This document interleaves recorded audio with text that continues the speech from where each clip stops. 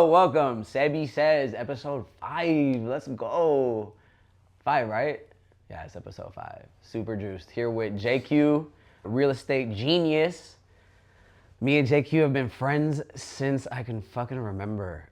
Honestly, like my earliest, like I think oldest memory is that we both dated Giselle. Yeah. Flores. So I wanted to start like with these on, but I feel like a true conversation because I just wanted to show the swag. Hell yeah. No, like spicy. No, you have to. Yeah, it's part of the whole outfit. Yeah, I feel like the true conversation can't happen with them on though. But yeah, that was funny because like Giselle, yeah. 6th grade for me. That's when we started Was dating. it 6th grade? For me, I started dating her in the 6th grade. That's the first time I felt like, yeah, she was my first girlfriend, actually. That's hella funny because, yeah. So mine was 8th grade for me, but she was a freshman in high school. Ooh, Yeah. So I thought I was tight. I did think I was tight. But then... all love to Giselle, by the way. Shout out She's her. doing her fucking thing. Yeah, maybe you can bleep out her name if she wants us to. But no, yeah. And so then when I went into Salesian, I met you. And then I don't remember the details of it, but I remember there was some animosity. I felt threatened a little bit. Maybe not threatened, maybe jealous or just played or something. I don't know. That's how I felt. And so I was like, I felt like that towards you. And I'm like, and then we got to know each other and I was like, you're not a douche. Dude, thank God. Like, this is why I also love having friends that have been like childhood friends because my memory is so... Mine's pretty bad too, to be honest. But it's interesting because we all have like different perspectives of things that we remember. Yeah. But I clearly remember that. I remember we were all in your room and and it was your birthday. I'm pretty sure it wasn't a dream, right? That was your birthday? That was your birthday? That is so funny. That was your birthday? Yeah. I remember that. And then, we just continued our friendship. But I feel like it didn't really it became even closer, I feel like, after high school. You think so? Yeah. College days?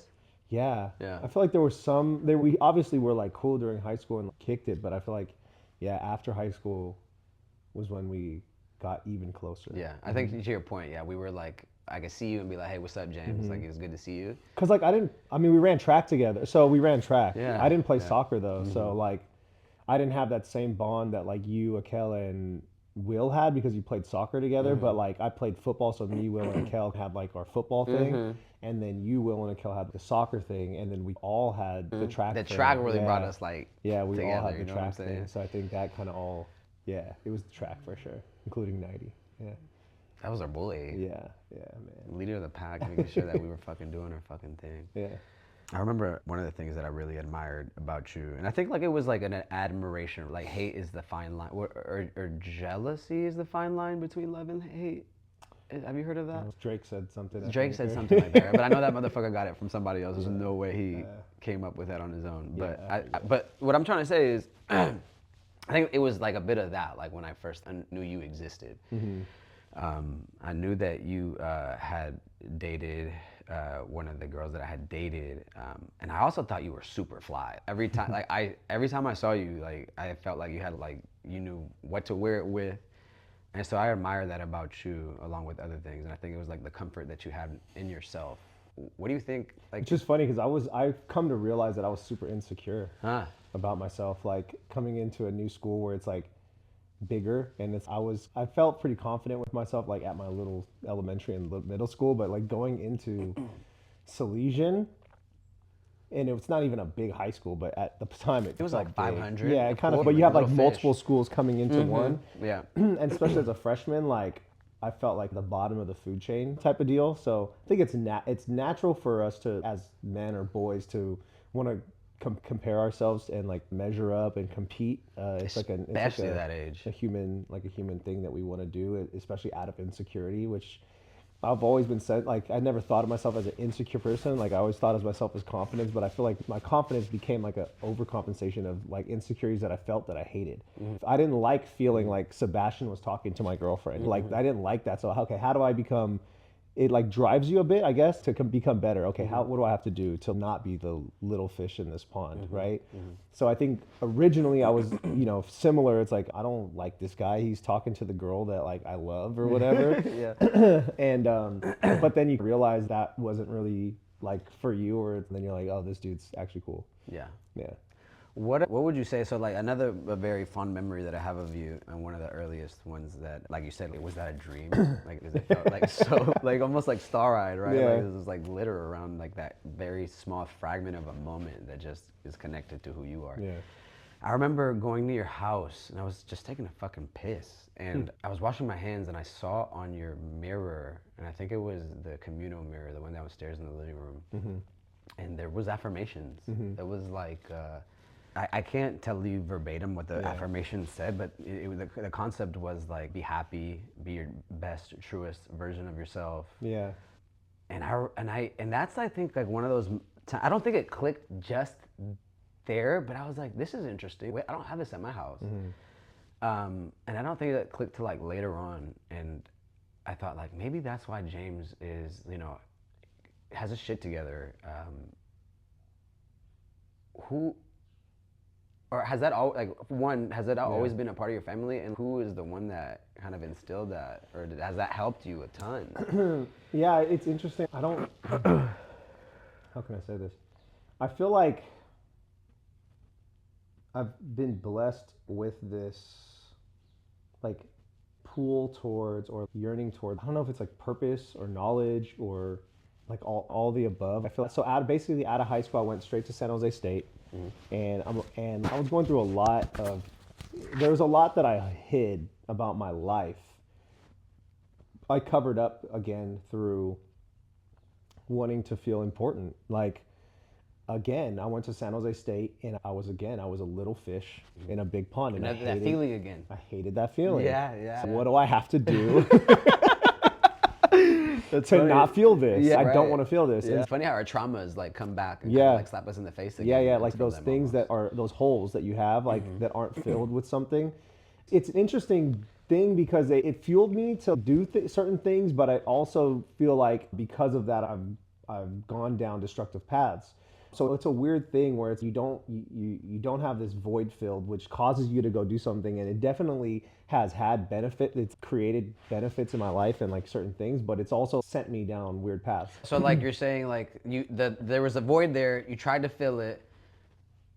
You noticed that it wasn't like a proper way of filling it, but then that also pushed you to realize I leant into it for a long time. I leaned into it for a long time. So I guess it filled that insecurity with propping myself up with. I wasn't this big, like huge, muscular, athletic dude. So, and there was like a limit to my how I could compete on that playing field, like in any sport. Like I was a skilled player, but I just wasn't athletic enough. So I couldn't be like this big, dominant, like athlete in high school or college, right? And I feel like in high school and college, that kind of is who gets a lot of the attention, right? The athletes, right?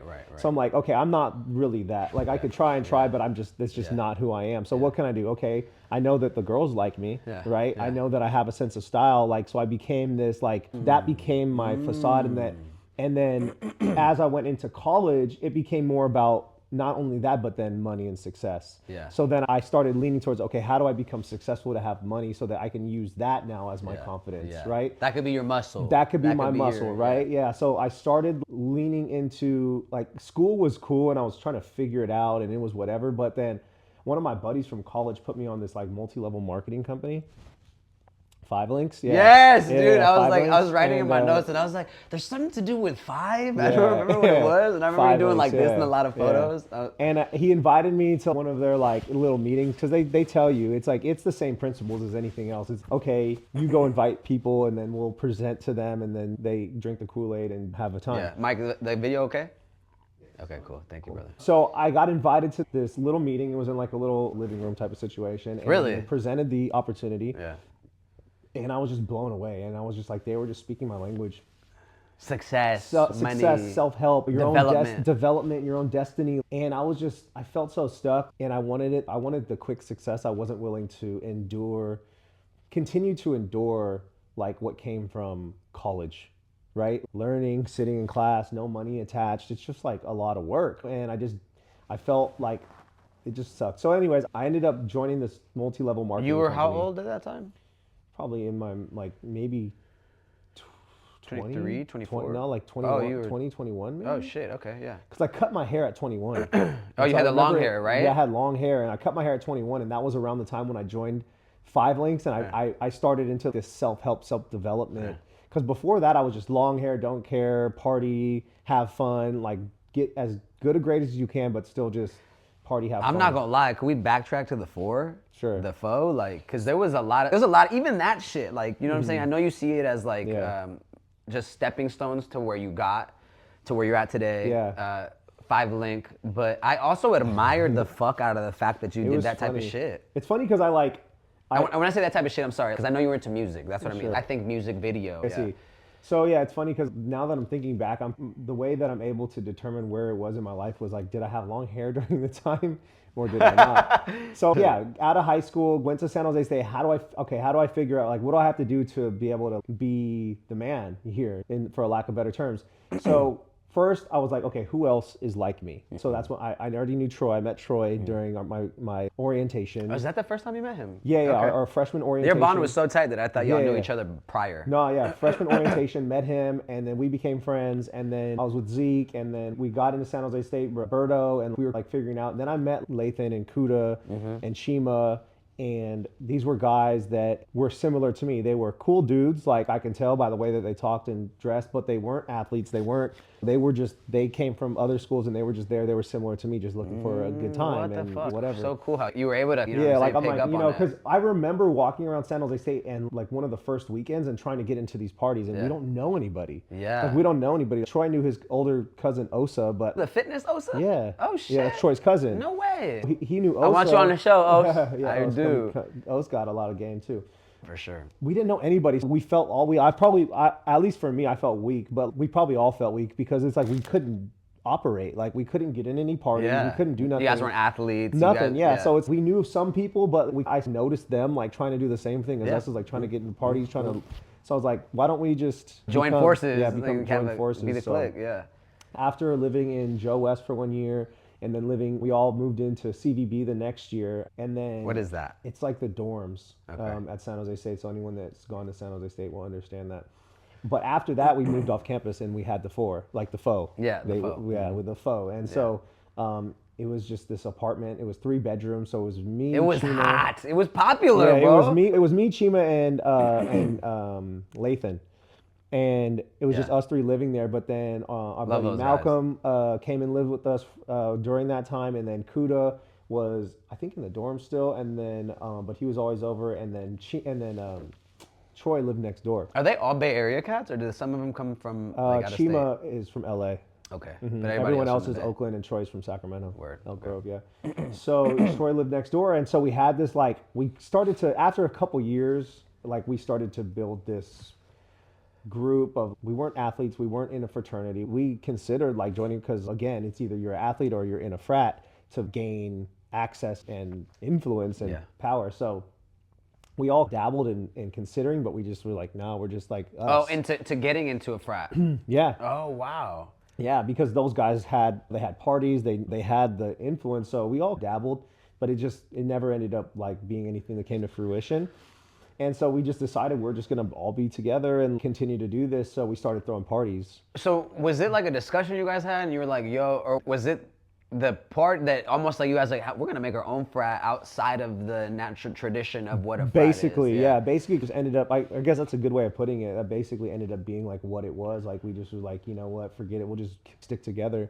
And we just stuck together. Yeah. And you guys made a little thing for sure. Yeah, and we were bored. Like we were bored at the, like we were there, like we were living with each other living with or like right next to each other, like spending every day together for five years. It's crazy. No wonder they were at your wedding. You right, guys built this bond. Right, exactly. So and then like we were bored, so we would rap, we would rap on like little mics from the, like in the stuff, and it built from there. And then I just built, and we started throwing parties, and we started rapping. Me and Troy started rapping more, and then it just turned into this little, like you said, like kind of little frat like group. And we, after being there for 3 or 4 years, we started to, like, the people that were there before us were fizzling out, and we were just like these guys that we knew everybody. We, I guess, had respect. We were throwing parties, we were rapping. So anyways, all that backstory, we're throwing parties, we're doing stuff. Don't skip the video. The parties were successful in terms of people coming. We should have charged. We're just dumb. Oh, man, that would have been brilliant, bro. Dumb, yeah. Just like dumb. For the search of like attention, I feel like, or like popularity, just like just dumb, but whatever. It's fine. We had a good time. What was dumb? Like not charging, like not capitalizing on it. And we tried to. So one time we tried to, and we booked a venue. And so honestly, I remember that. Yeah, we booked a venue. This was our first party that we big party that we threw. Me and Troy booked a venue. We went there. We knew this girl that worked for the venue, and it was a club. And we talked to one of the owners, which we didn't know there was multiple owners at the time. We thought there was just one, or maybe we knew. I don't know. We talked to one of the owners. He was down. He was like, "You're good. This will be your section. Like right here, it'll be good. Like you'll have half the club for 18 and up, and we'll do half the club 21 and up, and it will be good." Tight. So literally, we promote the crap out of it. Like we're promoting. Like we did all the things, like the guerrilla promotion, like guerrilla marketing, everything. Yeah. Like we crushed it, and we showed up that night with a whole bunch of people. And the other owner ended up showing up, and he was like, "Nah." No. He was like, "No, you can't. No, we're not doing this." No. And we're like, "What do you mean? Like we talk, like we after already." you got the confirmation, bro, everything. And y'all put so much effort. Yeah, we did. And so we had to call an audible, and we brought it back to our house. Was that the biggest you had at the fort? It was pretty big. Like it was pretty big. And yeah, and then that kind of started something, but we started doing parties, but we weren't charging, which was dumb. And then someone broke our window. So it was like this, and people were like dancing on the couch or like sitting on the couch, and some girl like fell back into the window and it broke. And we were like, damn. So not only did we not charge, but now we have this like damage to our property. You could have had some money to be like, yo, we taking care of anything that may occur. And I want to go on a bit of a side tangent because it was interesting, because it does play a part in my story. We didn't know what to do. We didn't have no money. I sold weed. I sold 5 sacks and 10 sacks. I thought I was doing something and I made enough money to have money in my pocket. Sure. But I wasn't crushing it to the point where I had a Lambo. But yeah, enough to buy some drinks for the weekend. And we hustled and finessed our way to get food stamps, and we did all everything that we could do to put some money in our pocket. We did it. Yeah. But except for charging for those damn parties, bro, just dumb. So anyways, we didn't have no money. No one had money to fix it. Yeah. What do we do? So we started talking to, somehow we got in touch with the maintenance man for the building, and he was like, you know what, I'll pay for the window for you. And he was like, on one condition. He was like, you got invite me to the party. No, he was like, he's damn near. He was like, no, you got to come let me preach the word of God for you, and you got to come with me to church one Sunday. No. And I'm like, done. I don't mind that. I'm down to go. You know what I mean? I was like, 100%. You fixed my window. I love God. I'm over here partying. Fuck with God. I'm over here partying. But I grew up in a Catholic household, so I've always had this relationship with God and prayed and did all the things and did all my Catholic things. But when he offered me, I was like, done. I'll go. Yes, you know what I mean? So it's funny. He brought us to this little church out in Alvarado, Niles. You know where that is? Who's we? Me. I think it was me and Troy. Yeah. That went. I don't know if anyone else went. I can't remember, but I think it was me and Troy. Niles.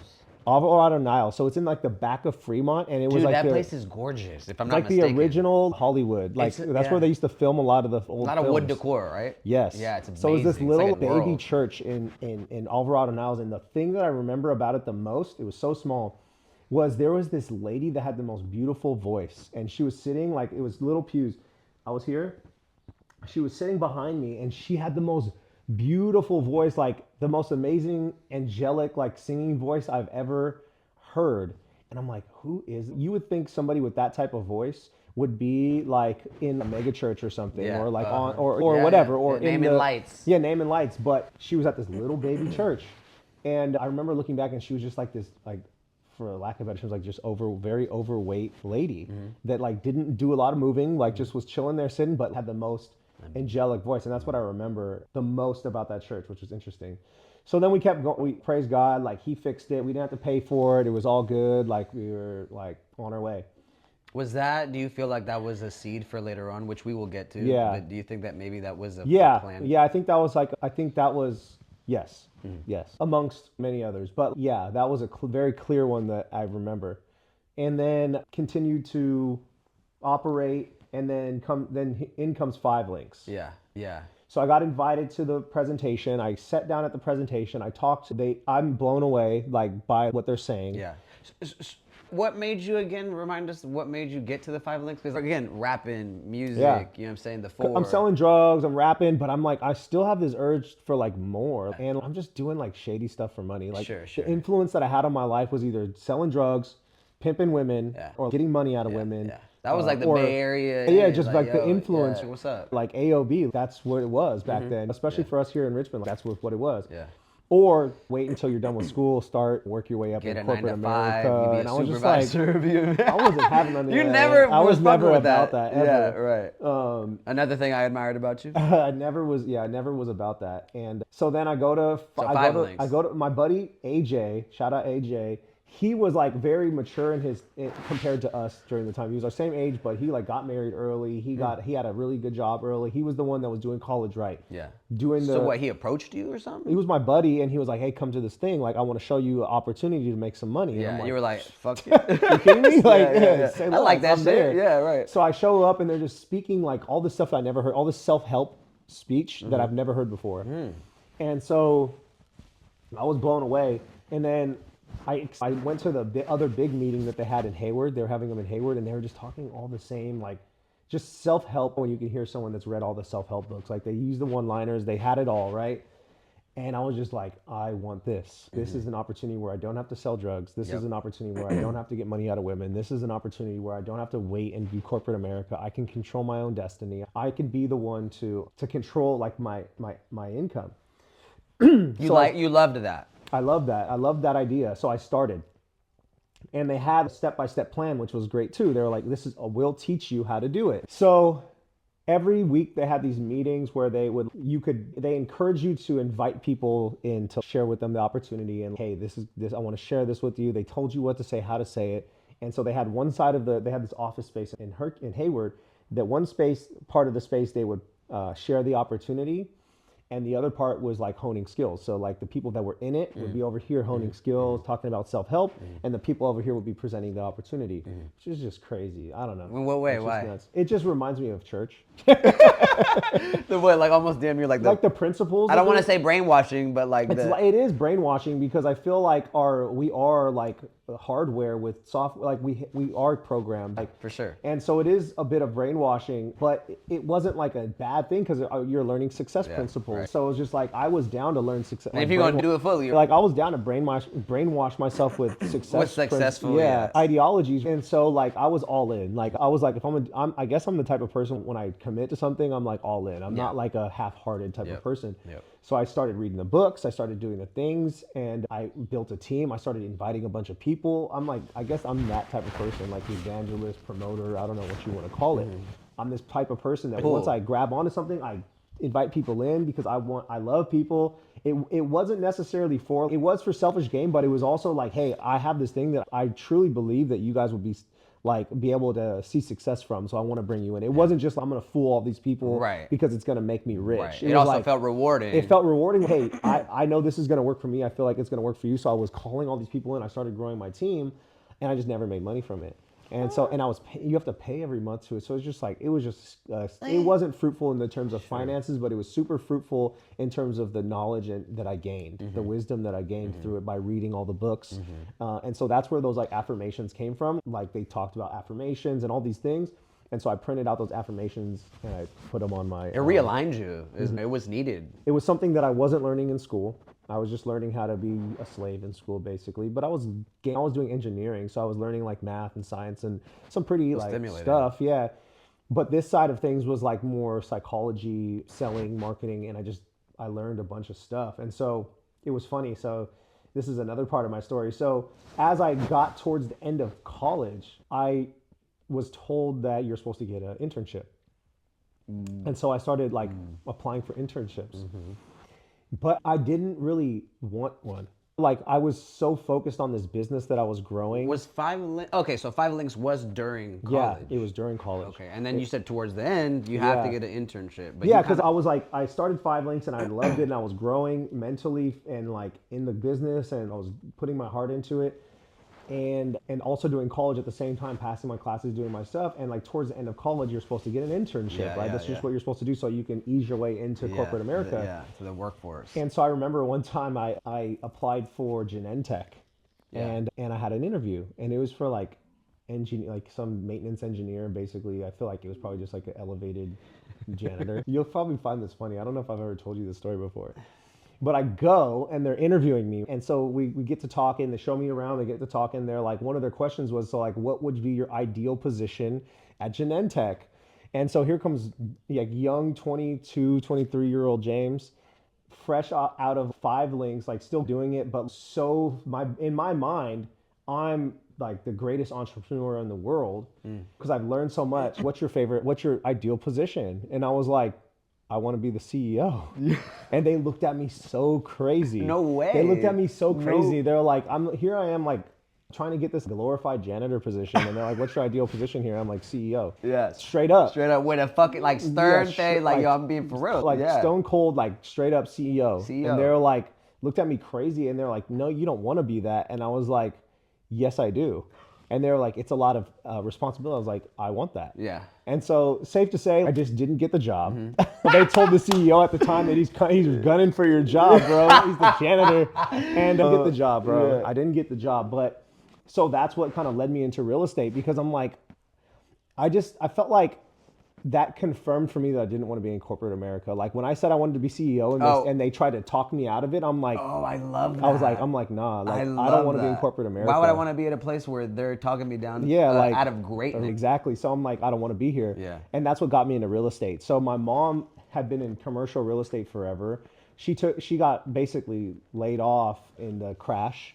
And she had a really tough time. Crash? When the real estate market crashed in 07, 08, she got laid off because she was like one of the highest paid people there. And like, I guess success was also like, I watched my mom go to work and make a bunch of money and just ball out, right? Like she was a commercial, she was like and everyone loved her and she was just a baller. Yeah. So I saw that my whole life and like other people, I saw like Akel's mom, killing game, like growing up, baller. In that sort of realm. Yeah, Gary Toretta, baller. You know, these people that were like, friends and family and like just people around me. It's not people on TV. It's not like it's like CEOs. People's family and like parents that were just like ballers, you know, like, and I just was attracted to, and I think the common goal the commonality between all of them was they were all in real estate.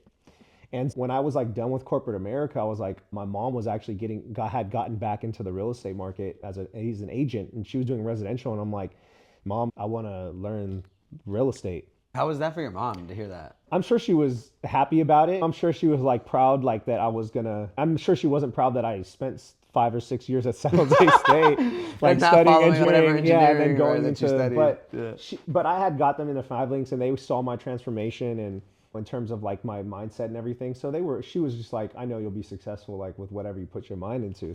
I ended up. They supported you in 5 links. They did. That's tight. Mm-hmm, mm-hmm. And then they've always been very supportive, which was maybe good, maybe bad. I don't know. But they were always very supportive. So I ended up studying for my license and then ended up getting my license. And I was already working with my mom as like her assistant. And we worked for this property management company in San Francisco. So me and my mom, it was a dope time. It was a dope time because me and my mom got to spend a lot of time together.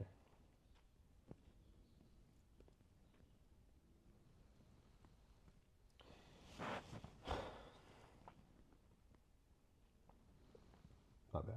It's all good.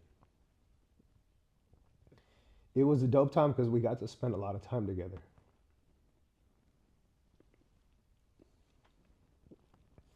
So I moved back home and we would carpool into the city every day because we didn't want to take BART because we were working in San Francisco. And so it was just a dope time that we got to spend together. And it was frustrating because my mom still had a bunch of struggles that she was going through mentally from when she got laid off and just the struggles she went through for about 10 years or whatever it was. And so she was getting back into the game when you decided to. Yeah, so she was getting back. She finally was like got to a place where, because she went through a really tough time, like spiritually, mentally, physically, and so she finally like financially too. Financially, I'm sure, which doesn't help. She finally got back to a place where she was good to get back into the industry. And I'm like, all right, cool. I want to work with you. And so I was studying for my license, but I didn't have it yet. But it was cool because we got to carpool into the city every day. And so we would pick people up from either the Del Norte BART or Orinda BART to do the drive in. To do the what's it called? Yeah, or whatever it was at the time. And so we did that for, I don't know. Yeah, carpool. It was like for a year or something. I don't know how long it was. That must have been cool times. It was dope. I learned a lot from her. And we were doing a lot of commercial too. And I learned a lot from the lady that owned the business, she was a baller too, dude. Like she had a house in San Francisco, a house in San Diego. Like so she owned the umbrella of that real estate agency. Yeah, it was like a property management / real estate brokerage, and so she was the owner, and she was just a baller, dude. And she was just like Persian lady, really loving but really harsh at the same time. She was great though. We learned a lot from her, but it was time to leave there, so we ended up leaving and starting with Windermere, because one of the hiring people at Windermere saw my mom's card at, like, as a real estate agent. Anytime you see a place where you can leave your card, yeah, you're like, fuck yeah. Yeah, you leave your card, like thinking that it's gonna bring you like some fat deal or something like that. But he saw it, and he asked her to come in for an interview, and that's when we started with What Windermere. made him do that? Because, like you said, everybody leaves their business cards. So, Right. like, why pick up? I have no idea. I really don't. I'd have to ask him, because we still have a good relationship. That'd be a great question. Yeah, we still have to. He was at my wedding too. Oh, that's awesome. So we became really close. So we started with them in El Sobrante at Windermere. And Mike Rowland was the broker, and Joseph Pineda is his name, and he was like basically became like my mentor in the business. Like my mom was very on and off because she was still struggling with like things in her life. So there would be months where she'd be really good, and there would be months where she just didn't want to work. Yeah. Which made me grow, because that's like what her struggles. Yeah, helped because you what would happen was, like, we would get a deal together, and she would show up, like kiss hand, sign the deal, and then she would disappear out of the deal and leave me to finish it. I don't know, purposefully, but like just based on kind of her rhythms and like what she was doing. Sure. She would back out, and I was stuck, and I was trying to cover up for her. Sure. So I didn't want to tell anyone in the office. Sure. So I was just like, I gotta figure it out on my own. Wow. So I had to grow really quickly in the industry, because I had to close the deals. That was our money. Yes. Like we split every month. Signed, but it's like the administrative side on the back end. Is that a difficult process? Yeah, it was like negotiation. It was back before like TCs were really popular, which are transaction coordinators. So you had to do this shit yourself versus having somebody who's an expert in that field. Yeah, now when you come into being a real estate agent, like you get the deal, you give it to a transaction coordinator, they do it all. I was the transaction coordinator, basically, negotiating, doing a bunch of stuff. And so I had to grow in that really quickly. So it was so frustrating to me at the time, but looking back at it, I can see that it definitely grew me. Crazy how life fucking does that shit, right? Yeah, it's almost like intentional. Yeah, intentional. Yeah. Unintentional, right? Yeah. Like, so, yeah, it was just crazy. Sorry if I'm talking too much. You're fired, bro. Keep it up. So we did that for a while. We worked together, and then I didn't want to do commercial anymore, because I was doing commercial with her mostly. That's like we were doing shit. both. We were doing both. Yeah. But like I was 24, 25 years old, and I didn't know anybody that had an office building that they wanted to sell, or I didn't have access to Walmart to go and do $100,000 square foot lease anywhere. Like I felt handcuffed, and so I wanted to get into residential. Meanwhile, during this whole process, like all that I'm telling you, I was still like throwing parties. So like me and Troy were still doing like nightlife. What? Yeah. No way. Yeah. So okay, I'm forgetting even like how old you were during this time. So you were early 20s. This was like 21 to 25, basically. Yeah, wow. And, okay. Yeah, because like during that time, like, and then we were kicking it, we were doing a lot of stuff. It was just like a time of like, we weren't adults yet, but we were 21, so we can like. So we felt like it. Absolutely, dude. I felt like I knew everything. I'm like, what the fuck are you telling me for? Right, I don't know. I like to think that God protected us during that time, because we were just wilding out. Like we just did some wild stuff. But I was doing nightlife at the time too, so we moved it from. What's nightlife? So like we moved it from the parties at the house, and then you probably remember, but we started doing those parties at Liquid in San Jose. It was at Club Liquid. Oh, and you guys had the little like the little flyers. We had one of our first. I can't remember exactly, but one of our first. Yeah, so I was fed up. I think I was just fed up with not getting paid at our house, right? And so me and Troy were like, Troy knew hella people, bro. Yeah. Like he just knows everybody for some reason. Yeah, he really oddly did. He just did, and a lot of people, and so actually I remember now. So someone had reached out to Troy to promote one of their events in San Francisco, and I was hella jealous, low-key, Troy. Oh yeah, and I don't mean to say it like oddly. Like, why wouldn't Troy is an absolutely charming gentleman. He like and like I don't know what made them reach out to him, but I was low key jealous of him, because like he held the keys now, and he had held the keys to this dope ass party. He had like a certain amount of tickets he had to sell. And I remember. Were you guys in like friendly competition of selling tickets, or no? I would help him. It was like his games were your games. No, I helped him because I just wanted to be involved, because I didn't want to like not get invited to the party. You can see where my insecurities are like showing up, right? Like I did not want to like he was a promoter now, and he was like selling tickets. Like, I want to go to this sick ass party. Like, so I helped him. I think I helped him sell some.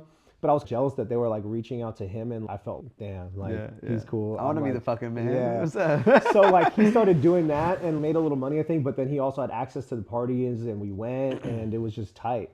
Mind you, back in high school, like early high school, I promoted some parties too for this little company, this preteens company. Me and Zeke were promoting parties, so it's always been there. Have you ever wanted to be like a party planner? Or? So basically, that's what I'm getting.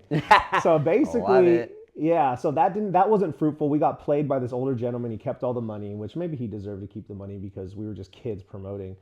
And then fast forward college, I was like, Troy, we got to do something for ourselves. We got to do it for ourselves. And he's like, all right. So we joined up with him and my boy Kavi Picasso. I don't know where he's at. That's a great nowadays. fucking name. Yeah, Cavier.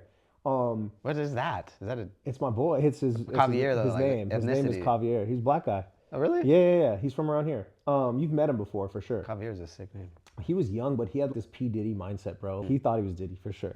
He was like, come on, like we can do it. He had asked me if I wanted to do a party. I remember now. I remember what happened. So we were rapping in Scott's studio, and he came in and he was like, have you ever thought about doing like nightlife? And I was like, I've done it before and I'm scarred from it, so no. He's nah, bro, we can do it. Like he talked me into, he straight P Diddy'd me into like talk, like no Diddy like that, no Diddy like that. No, but you're talking about like game juice, game like me yo. up and juiced me up to do it, right? I'm like, all right, like we'll do it. Especially when you got somebody like with energy like that, you know what I'm saying? It's hard to say no, especially like you have no doubt in this. All right, let's do it. Let's do it. Like, he was so confident. So I asked Troy. Troy was down. So we ended up, and Cobb wasn't even 21 yet. I don't think he wasn't. And it was funny because he held himself in such a way that no one ever asked him. No one doubted it. No one asked him if he was 21. We were in the club. Oh no! The club owners never asked him. What? They never asked him. Yeah. So we get this deal at Liquid Lounge in San Jose. We did 3 parties there. Kav spearheaded the negotiation somehow, and me and Troy did. He was just bold, or what? Or did he have like bold, experience dude. in the past? He just holding these meetings like it was nothing. Huh? I think I don't know what he did, bro, but he was. I don't know. He had the some affirmations. experience. Yeah, he probably did too. A long time ago. Yeah. So his identity was just like a boss, so he just did it. So he spearheaded the negotiations, got us the venue. I did a lot of the organizational stuff, and then Troy did a lot of the promoting and got a lot of people. I remember our first couple parties, we had OG Pollard, the older white dude that like does like the little dance. Yeah. And we had Showbanger, been around for hella long. Damn. And Showbanger, that was another one that we had early on. And so we did these 3 parties there and crushed it. You know, you probably were there. And we had people, we just had like, we filled it up. And then I was just like, nah, San Jose isn't it. Like, it wasn't the San Jose that it is now. It was like Man Jose. It just wasn't like the party vibe that it is now. So we wanted to get into San Francisco, and Alba worked at Manor West. And I hit up Alba, and I was like, Alba, can you talk to the people and get me in? Really? And so Alba basically got me in at Manor West. No way. And I did not know that. That's how Yeah. Shout out Alba. She actually texted me the other day because she did my cousin's makeup for her bridal shower. Nice. And she was just like, sent me a random picture. Like, guess what? And I was like, oh, that's dope. But I want you on the show. Come on. This is a sign. Yeah, that's fire. That's fire. But yeah, so she got me in at Manor West with Scott and again, Cobb showed up, and he didn't give people a choice to say no, really. He was just like, no, we're going to do this. It's dope. Like he just talked a big game, and we just had to back it up. I love that. So yeah, we got our way in. We did 3 or 4 parties there, and then Manor West shut down, and we moved to the Rock. Anyways, as I continued so we would throw these parties. So it started from promotion, and then we started to actually do our own events. And I remember our breakout event was this other promotion group. They had, first it was Kid Ink. They asked us if we wanted to do Kid Ink. They were like, you got to pay for it though. You got to pay for him to his be there. fee. Yeah. And I'm like, what was his fee? I think it was like probably like 10,000 at the time or something. Like something, it wasn't that much, but for us it was at the time because we weren't really making a lot of money. So we did that. I think we probably split it with a couple people. We did that. And then another opportunity came around, and that same promotion company, I think it was them, they had Snoop Dogg or something at another venue. And they asked if we wanted to do Ty Dolla $ign. Oh, cool. And so we were like, yeah. And that was like the party of like our peak? Yeah, that was it. That was the pinnacle. Like it was like the whole place was packed. like bottles flying everywhere, like smoke everywhere, smoke alarm going on, no one cares. It was just nuts, and we made the most money that we ever made. Like parties, but we only made like $9,000, and we split it amongst each other, like after everything, right? So we walked away with $3,000. At the time, it was just like we felt cool. Hell yeah.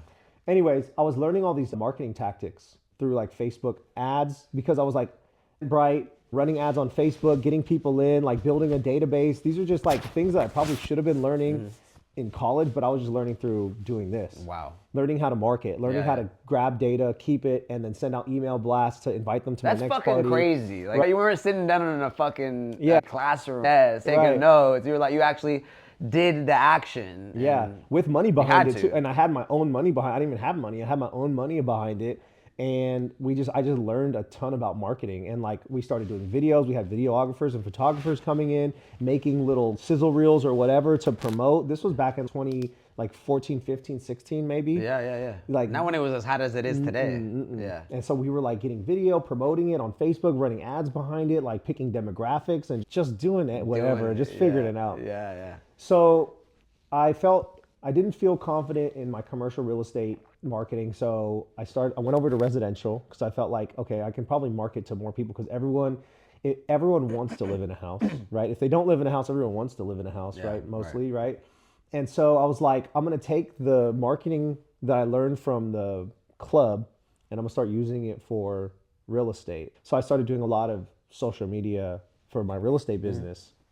You were like, I gotta tell you, like out of the other friends that I've had, like you were there, you were ready to do it, you didn't hesitate, you got in front of the camera and you just started. Yeah, I didn't have an option, and it was still a rough time in my life. My mom was still going through a lot, and I hit a lot, but it was just rough. I just had to make it work. Like I had to make it work. It was no longer out of, I guess it was maybe insecurity, but it was almost like survival at this point. It was like I had to. I didn't have like financial backing from like how I used to from like family and stuff. I was like, I had to make it work now.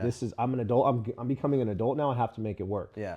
What time is this now? This was probably like 15, 16, 17, like 2015, 16, 17. How old were you? I'm not going to do that. I was probably 25 because it's like 25, getting mid-20s. Mid-20s. Yeah, starting, hey, let me shift from commercial, residential. I got to make it happen. That was the mentality. Yep.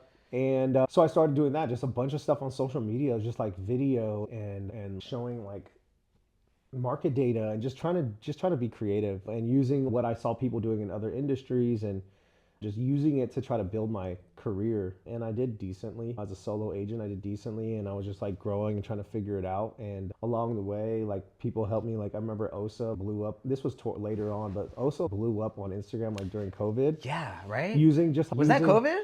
I think so, or maybe a little before. Yeah. Using like social media and like just did it really well. Hit this like sweet spot. And I remember me and him just talking and we were just bouncing ideas and he helped me, but he just blew up. Like I remember it was right when I could take a picture of you, post it on my story and tag you and you could repost it. Yeah. It was when that first came into it. That was and that such just a like, handle, right? dude, it just blew up because he was basically like just filming people working out and like tagging them and then they would repost them and then he just would blow up that way. Yeah.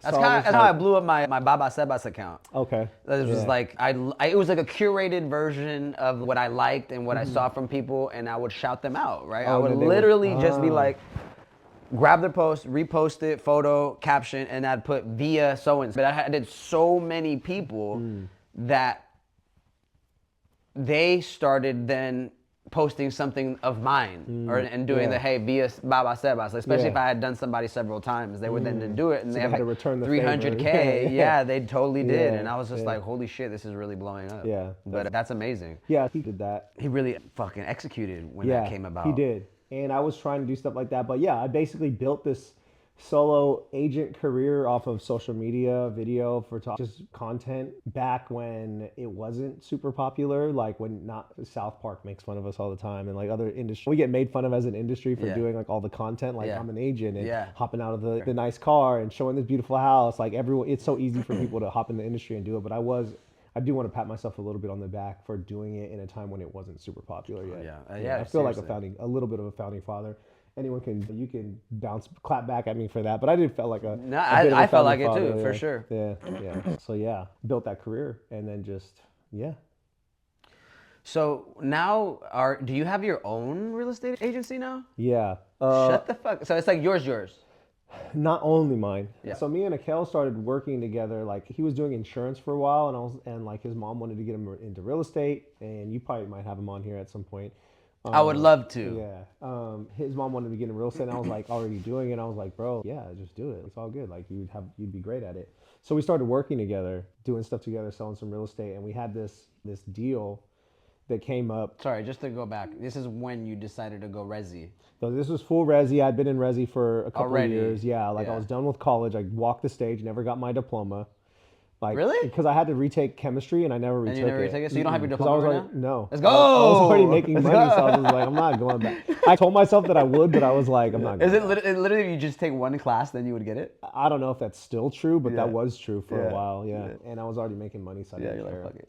Okay, so then you were like, what made the reach out? What was the reason you wanted to build the team? Is that why? Oh, with Akel? Yeah. No, we were just friends, and we were like, we've always been close, and then we were just, I don't know if we were living, I think we might have been living with each other at the time. You like- guys were living with each other So for we a had period of sold the time. house in El Sobrante, and then I moved in with my cousin in Brentwood for a while. Who's we sold the house? Like my parents. Got it. Yeah, like my family. Like we're done with this big house, and so we sold it.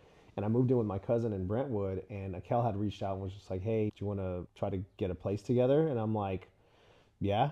Yeah. Like, what's the rent situation? So we have a third roommate. We figured it out. Anyways, we were living together, and that's when we started working together. Was that in Pleasant Hill? No, we lived in Oakland. That was a dope little spot there too. Actually, I have been there before. Yeah, It's really cool. that was a dope little spot that we had. That was just By the tunnel. Yep. So we lived there. We worked together, and we had this listing. We had this listing that it was like a fixer, and it was like during the time where the market was just nuts, and we had so many people that wanted to come see it, and we had all. This is when you guys were already starting to work together. Yeah, we were working together at that moment. He had got his license and everything, and we were working together. And So did you think you inspired him when you reached out, or like when he was around you? Has he always? well, wanted no, to do he real always estate? wanted to do real estate, but I think he went like the insurance. I don't know what you'd have to ask him what made him want to go to insurance first and then real estate, but I think it was always his goal to do real estate. He just made like we started actually. I think we started studying the same time, and then he went insurance, and I kept on real estate, and then he came back around. I think you'd have to ask him, but maybe yeah. I think his mom wanted him to get into real estate, and he was sick and tired of the insurance business, and it was doing well for him. He was doing well, but I think he just wanted a little bit more or something. Okay, so you guys had a listing together. It was We a had a fixer listing. upper, and a It was lot a- of people Yeah. were interested in it. And this guy that we both knew, we weren't friends with him, but we knew, had reached out to Akel because he saw him posted on his Instagram, and he was in insurance at the time. So they were both with Farmers Insurance together, so they might have known each other through He that did too. farmers for a bit. And then he reached out and said, "Hey, like I have a buddy that flips homes, and he wants this home, so he wants to buy it." So we all met at the property. It was this hoarder home. You would walk in, and there was garbage on the floor. Like you would be walking uphill, like your head's almost touching the ceiling with just garbage. And we had these hazmat suits that we No put on. way, it was like that. It was like that. I can show pictures. And I remember walking in and opening one closet, and there was rats in there, and I closed it and I walked out, and I was like, "You guys can handle it." I don't know what's dead in here. Yeah. I don't know. I'm good. Like Right. I'm good. So I walked out. But anyways, it ended up working out where they ended up buying the house. And yeah, so the guy, because his name's Chris Lopez. He's my partner. He's my business partner. One of my business partners now. Is he on the videos with you? On the podcast, the other podcast that he was on our own podcast. that we Okay, had. all right. Anyways, There's somebody you do funny videos with. I want to ask you about it's Albert, too. I think. Okay. No, not him. But he had reached out to Akel, and so we knew him through nightlife because he used to work for Temple, and so we had similar friend groups and stuff. But he was also with Farmers, so there was just a lot of like close circles. He ended up getting his friend to buy the house, fix it up, flip it, do whatever, and that began a friendship between all of us. So now we got swallowed into their friend group, and because they were a little older, they were like doing flips. This is what we wanted to do. They were doing like business, like they love seemed it. successful. So they took us in. It was nice. And I believe Kel and Mike they're really good friends now. And they just brought us in, and we were learning a lot. Like we were just like two young bucks, like with these dudes that were a little older, only a couple of years. But This like was gamed late. up. This is late 20s now. Yeah, this was late 20s. Super gamed up in the real estate industry. We were learning from them, and that started growing. And then I remember Chris Lopez reached out to me, and basically he was talking about opening a real estate and mortgage company with his friend, or with his business partner Ty at the time. And they were like, "Hey, we really want you to help us open this real estate company. I was like, I had interest in opening, like, to grow and to have something more, because I was just always entrepreneurial minded.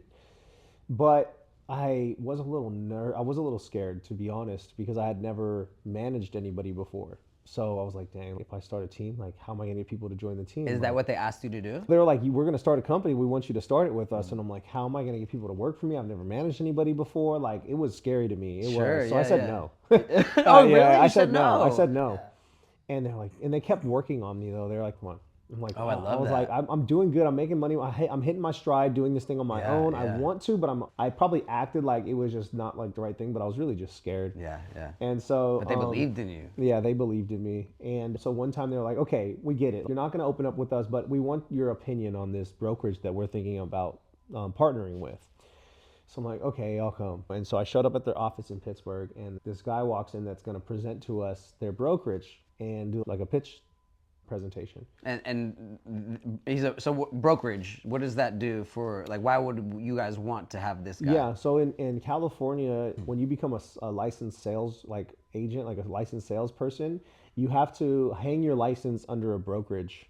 And so none of them work unless you become a broker. So then the next step after agent is you can become a broker, and then you can have your own brokerage, basically. And you're responsible for the agents that hang their license at your brokerage legally.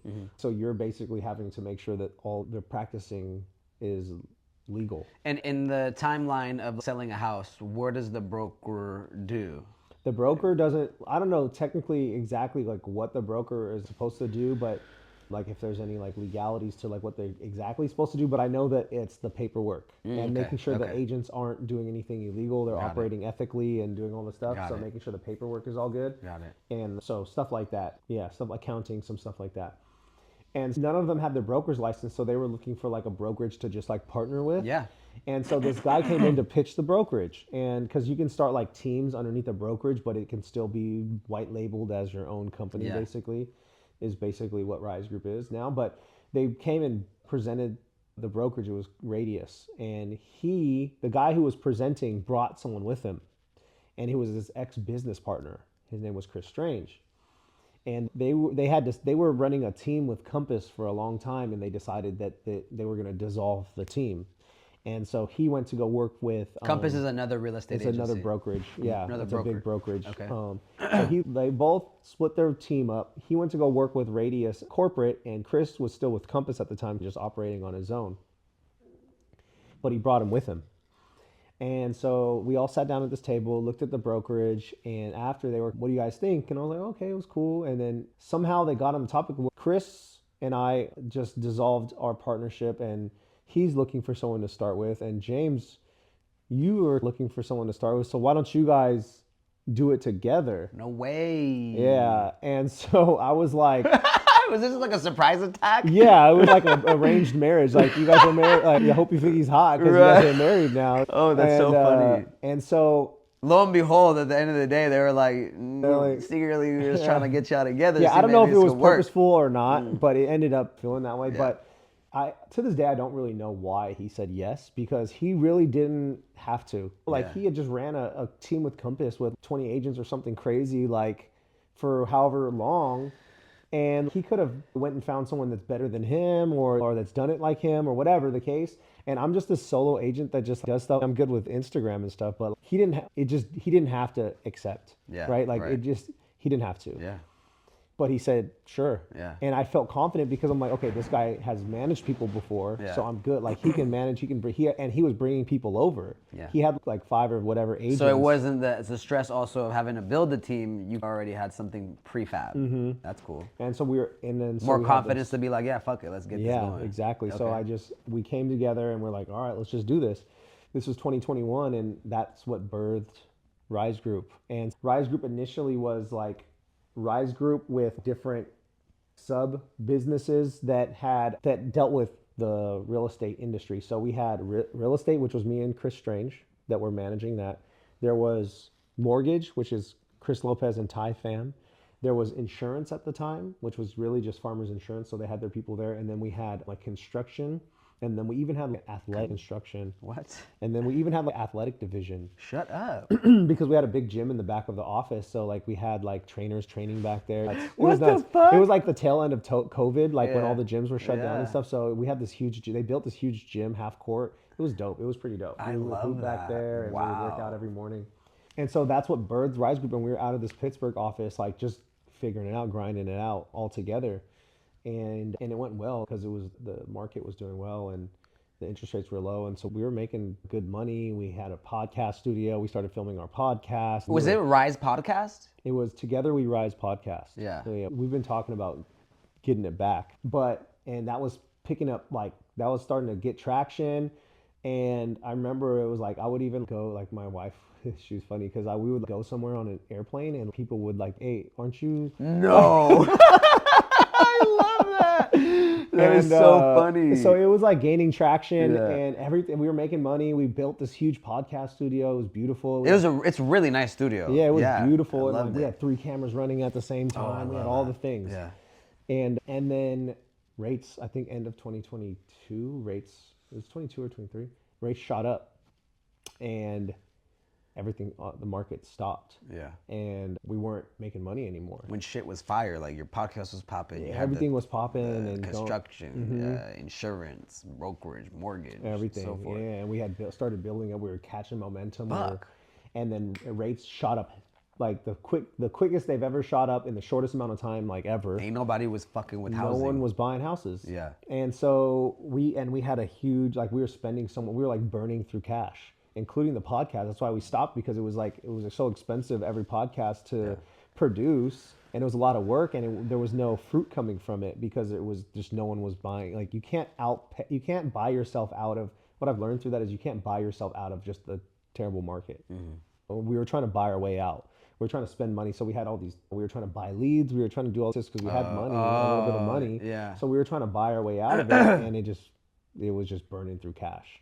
And so we ended up like having to come to the realization of being like, okay, look, like we have to cut some stuff down, lay some people off, which sucked because we had people that were like we were employing, and we have to get really lean. And it was a weird shift for our business because we lost momentum. We lost some people that were on our team. Relationships were ruined because of having to lay people off and do stuff. And we just had to get lean and To stay alive. to keep the business open without having to go into our own pockets and start paying out of our own pocket. Yeah. So we built up this nest egg and then it just all went away. But during that time we were like, okay, it was similar to like how I said before, like with my mom, like how she would start the deal and I would have to finish it. It was this time where I was humbled and I really had to like grind it out. Like it was like this humbling time to have to suffer well in order to prosper well type of thing. Yeah. Like it's time to get lean and just be humbled. Yeah. And just like You were making like the money that you were making the same I was way. making zero money. Right. I made $0 for 8 months. So Is there any adjustments that you had to make like personally? Yeah. I mean, I feel like I'm an optimistic person. So it helps you in certain times, but like in other times like that, I think I was overly optimistic. So I was spending a little less, but I was still spending. Sure. And I was trying to like, I don't know, it's hard to give up lifestyle. For sure. So it was just a very humbling time. Yeah. Of just no money. And I think it was like mid 2022, I think it was. Now, is this early 30s? Yeah. So we had built up this company, which to me at the time, a company was just logo, idea and logo and website. Yeah. I got a company. Yeah, I got a company Look at now. these. But what came out of it was cool. So we got lean. A lot of people left, like agents left us. We had a couple people that grinded it out with us, but we were like, okay, if we're going to make a shift, now's the time to make a shift and really figure this thing out, like build it up the right way. Yeah. So we ended up getting rid of the office in Pittsburgh and we moved to Walnut Creek. Yeah. And we doubled down on ourselves. We signed a 5-year lease during a time when like it wasn't promising. Yeah. I think we got a good deal because of that, but still it wasn't a promising time for real estate. And so during that time, we also took the time to read some books, really figure out like what a business is. This was you, Chris Strange, and Ty Pham and Chris Lopez. We were reading books. We read a book called The E-Myth I want to say you actually introduced me to that. Yeah, highly recommend that one. Okay. And then another book called Traction. Yeah. And taught us a lot about what a business is, like having the right people in the right seats, having the systems and the processes, but also writing down like your, like putting on paper your mission statement, your like core tenets, like your niches, like your 1 year plan, 3 year plan, 10 year plan, like really writing those things down. And it like really transformed our business. It did? Yeah. Yeah. Without that, it's like, how do me and my partner know we're on the same page? I can assume that we're on the same page because we have this idea together. But if we don't have roles and responsibilities, and if we don't have all this stuff on paper, and if we're not constantly grading ourselves on this, then like we could be on different pages. So Yeah. it started to put a lot of like direction to our business, tracking and measuring. I've done so much coaching, like business coaching my whole life, and I never liked the idea of like tracking and measuring, but it's so important. And you can't just Because it just sounds boring. mundane is just not authentic, not like genuine, or not like natural, because it's I have to like measure everything. Yeah. But what it does is that it gives you direction, and it Yeah. allows you to know how you're doing. Yeah. Especially if you have a team. Yeah. These are things that I never learned because I never worked in corporate America. And you didn't study that. But I didn't study. Yeah. Or maybe I did, but I didn't care because I Sure. was just partying the whole time or whatever. We started doing stuff like that. Okay, we did our mission statement, like Rise Group Real Estate, elevating prosperity through home ownership. Writing shit down. Writing mission it down, statements, speaking it, yeah, spelling it. Our 4 core tenets, what we offer. We started doing like 3, 10-year goals, and from that, like our reverse engineering. Yeah. Basically, what we need to do, roles and responsibilities. You focus on this, I focus on this, and then we started meeting on it regularly. Not to sidetrack, but do you feel like there's something like mystical, something magical, something? I would say the way that, based on how I understand it, that there's laws to the universe. Similarly to like gravity, or similar to what's the law, like when something goes bad, like it all goes bad. Shut the fuck up. We were just stating that. There's connected, dude. Yeah, there's already like, I feel like there's already like laws to things. So it's like when you tap into those, it's like it begins to work because it's already set out for you, like how things work, right? Like everything testifies. So like down from the smallest molecule all the way up till the entire universe, there's rhythms, and there's, the Torah, there's just all types of, just all testifies. Something beyond just the physical realm that helps. It's not something to be, I guess it can be something to be figured out, but it's also already given. Yeah. Like the truth is in in figure plain it out. sight. Yeah. That it's there And to there's use. success, like principles, right? Principles are principles, right? They're not like, You can't change that. It's you can't, part of the law. It's success principles for a reason. Someone else is, at some point, somebody figured it out, or it was given, however you want to think about it. But yeah, once we started doing the things that other successful people say that you're supposed to do, it starts to work. Another thing we started to do is we started displaying it to our team. So every Monday when we have meetings, putting it in their face. This is Rise Group Real Estate. This is our statement. This is our core tenets. This is our goals. This is where we're at right now. And before, it used to be like just hey, it used to be more verbal. It was verbal, and it was more culture. Yeah, being spoken out loud versus it being something that you can look down and read. Now every Monday we're like, this is where we're at. Connecting the mind with. That way they know where we're. Now we all know where we're going. Right. And so that stuff started to transform our business, and we were still in a place where rates sucked, and we're still not out of the weeds fully yet, but like towards the end of last year it started to get better, and we started to see life again. So yeah, reading those 2 books specifically were really helpful. E-Myth and Traction. And those kind of helped around those concepts that we just mentioned. Yeah, those were 2 big ones. And there's other books. I have tons of books that I've listened to, but those 2 audiobook kind of guy? Yeah. Me too. I love it. Yeah, I'm an audiobook guy. I'm a sponge when it comes to and a ton of podcasts and stuff like that, but those were the main 2 that, like, if you're starting a business and you've never operated a business before, those are some good ones to read. Got it. Yeah.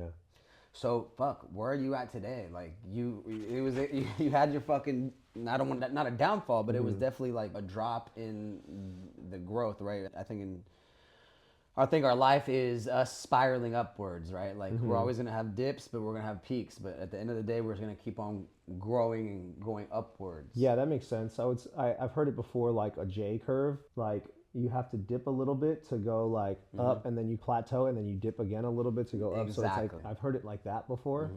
So we're still not fully out of the weeds. This was 2022 when it started, and then it lasted 2023 and 2024, or maybe it was yeah, I can't remember really, but it's been like the last couple of years, it's been like tough in real estate. Yeah.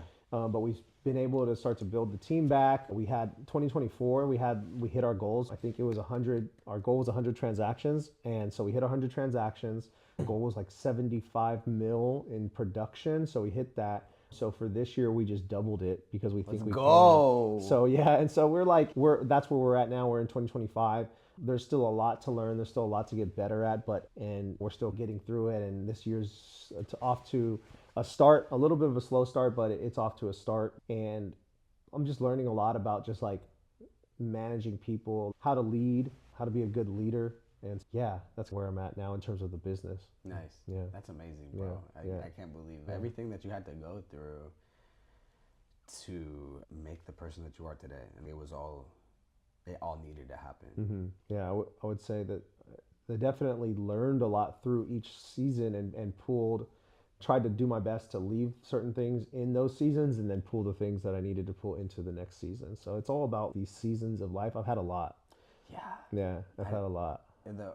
Where I'm at now, I realize that seasons is an actual thing, and seasons can repeat themselves. Yeah. But you have to be cognizant of those seasons when they come back around. Do you want to repeat that season, or do you want to learn from the season? Yeah, it's like we're meant to graduate. Maybe it's a principle, but we're meant to graduate. We're meant to mature.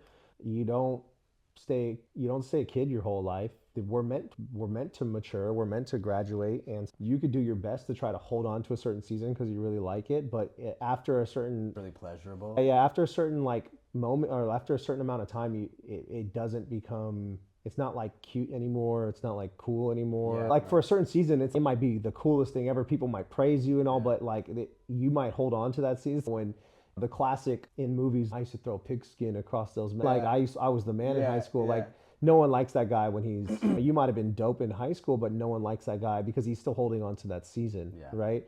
So I think we're meant to graduate and grow into like more seasons, more maturity, more Do you have a favorite season, and then do you have a season that was just like completely like you don't even want to recollect it if you feel comfortable sharing it? Yeah, I think I really enjoyed like in the, I guess for different reasons, but like in the flesh, like I enjoyed like the late 20s, like when we were like I was out of college. I enjoyed the college as well. There's like things that you remember that are fun, but it also comes with a lot of strings attached and just things like other things that I feel like my mind is burying. It doesn't want to remember. Who you telling? That's so much of that. It's yeah. How about a favorite season, or maybe one that you learned from the most? Man, I feel like I've just learned so much from each season. Like I'm even right now, I'm like learning so much about myself, and it just like compiles over and over again. It's hard. It would be hard to say because I learned so much from each season. Like you don't know what you don't know, and just until you know it, you just grow with it. It's just like what's interesting is that I feel like the weird thing is that like you can be so convinced that you're doing the right thing, or like that you believe in something so much, or that your feelings are valid in a certain season, and then you can go through that season and like it can be in a different season, it can be completely like just destroyed. Damn, like my feelings were really telling me to do this, and I felt validated in that, but I don't know what possessed me to be Isn't that or that believe so that. weird? Yeah. Isn't it almost like it was a different lifetime? Like you couldn't have been that person. I don't know why I was so convicted to believe this, but like now I feel like I know truth, and that wasn't like, I don't know. It's just weird that like your feelings could draw you down a path, and you could be so convicted, you can believe it so much, but that it's true or whatever, and then you can go through a different season and be like, damn, that was not true. I don't know what I was thinking. Like even when I think about 5 links, like I was so convicted that this thing was gonna work, and I was so like willing to do it, and then now I look back like, what was I doing? But I understand like what the purpose of it was. Like I learned so much about just success through that. But it's just crazy how like when you're in it, your feelings are in it. Yeah. You're convinced that this is it, but you can look back once you're out of it. You can look back and go, what was I thinking? Do you think it has to do with just like in that moment, like being present and not thinking about? Is it just full giving yourself to the moment and not? Yeah, I mean, I think we would like to think that we're smart We would like to think that like our senses and our thoughts and our brains are, and like our feelings are like leading us in a good direction because we're smart and we are good judges but I think the reality is that we're not, and we can easily be drawn into things that, and convinced. And I think it's natural for us to want to like believe and think and just feel like our like, because it is valid, because in the moment you do feel it, you do feel like, oh, this is it, but then you could be wrong. Yeah. This is everything. This is what I need to be doing. How many relationships have you been in where you're like, this is going to be my person, I'm in love or whatever. And then like you look back and be like, damn, I don't even have any feelings towards this person at all anymore. It's like your feelings, I feel like your feelings just lead you into things head first. Yeah. So it's just nuts. Yeah. I remember that I was in a relationship for a bit and it was so toxic. Smoking weed, drinking alcohol. And she wasn't even that fine. Like, it was so weird. Like, I look back and I'm like, not even like just like physically, like obviously like the way she was treating me too. And I was just also in a bad place, obviously smoking, drinking. And I think I had some attention and I think I was lonely. We had arguments, the type of arguments that the first one should have been the one where I was like, nah, this ain't going anywhere healthy. You know what I'm saying? But I recall us having various arguments that were damn near identical, shouting very like, I'm sorry, not talking for a few days, talking again, baby, I missed you, makeup sex. There was a lot of, it's like the dopamine rush of making things better again. There's a certain like abuse, right, of your own chemicals that you have inside yourself that are produced based off of this withholding of the emotion and the attention that was once just spewed, and then all of a sudden it's taken away, and then you yearn for it, and then it comes back, and you're like, ooh, it's so fucking good. You know what I'm saying? But it was even like to the point where I would be arguing in front of Marcelo. And that should have been the moment where I'm like, nah, this ain't about, you know, this ain't working. There's no way. And it finally clicked. And I was just, and it clicked when I tried to give her a television for Christmas. It was a fat television. It's a television I have upstairs television now. I think it's funny when you say the word television. I think of like the big like block television, like not a flat screen. I'm a 90s kid, like not a flat screen TV, but like a television. When I use the whole word, right? Yeah, like the big blocks. Like I bought her a Dad, television. what's that thing in the like, back where'd of you it? get a television from? You mean a TV? Right. Oh, got it. I was laying up in the bed, and I don't know. We were having like this weird discussion. She wasn't talking to me. We were in the same room. She was in the corner watching her novelas. And I don't know how I think she was giving me the cold shoulder, literally, like while I was in the room. And I think I wanted to bring it up because I wanted it to squash the beef. I even got you a TV. And the thing is, I had gotten it from my supervisor at the time. She was an older woman, maybe like in her, like between 60 and 70. But she was giving the television away, and she was like, does anybody want it? And I was like, yeah. I was like, me?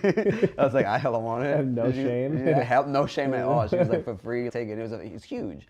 It's a decent size. And so I had it in my trunk, and I'm like, I bring it up. And where'd you get it? And I was like, my supervisor. And she's like, your supervisor? I was like, yeah. She a girl? And I was like, yeah, she's a girl. She's a woman, yes. And then the cold shoulder gets heavier. Like, she gives me a colder shoulder. I'm just like, What I do? What did I do? And TV reception.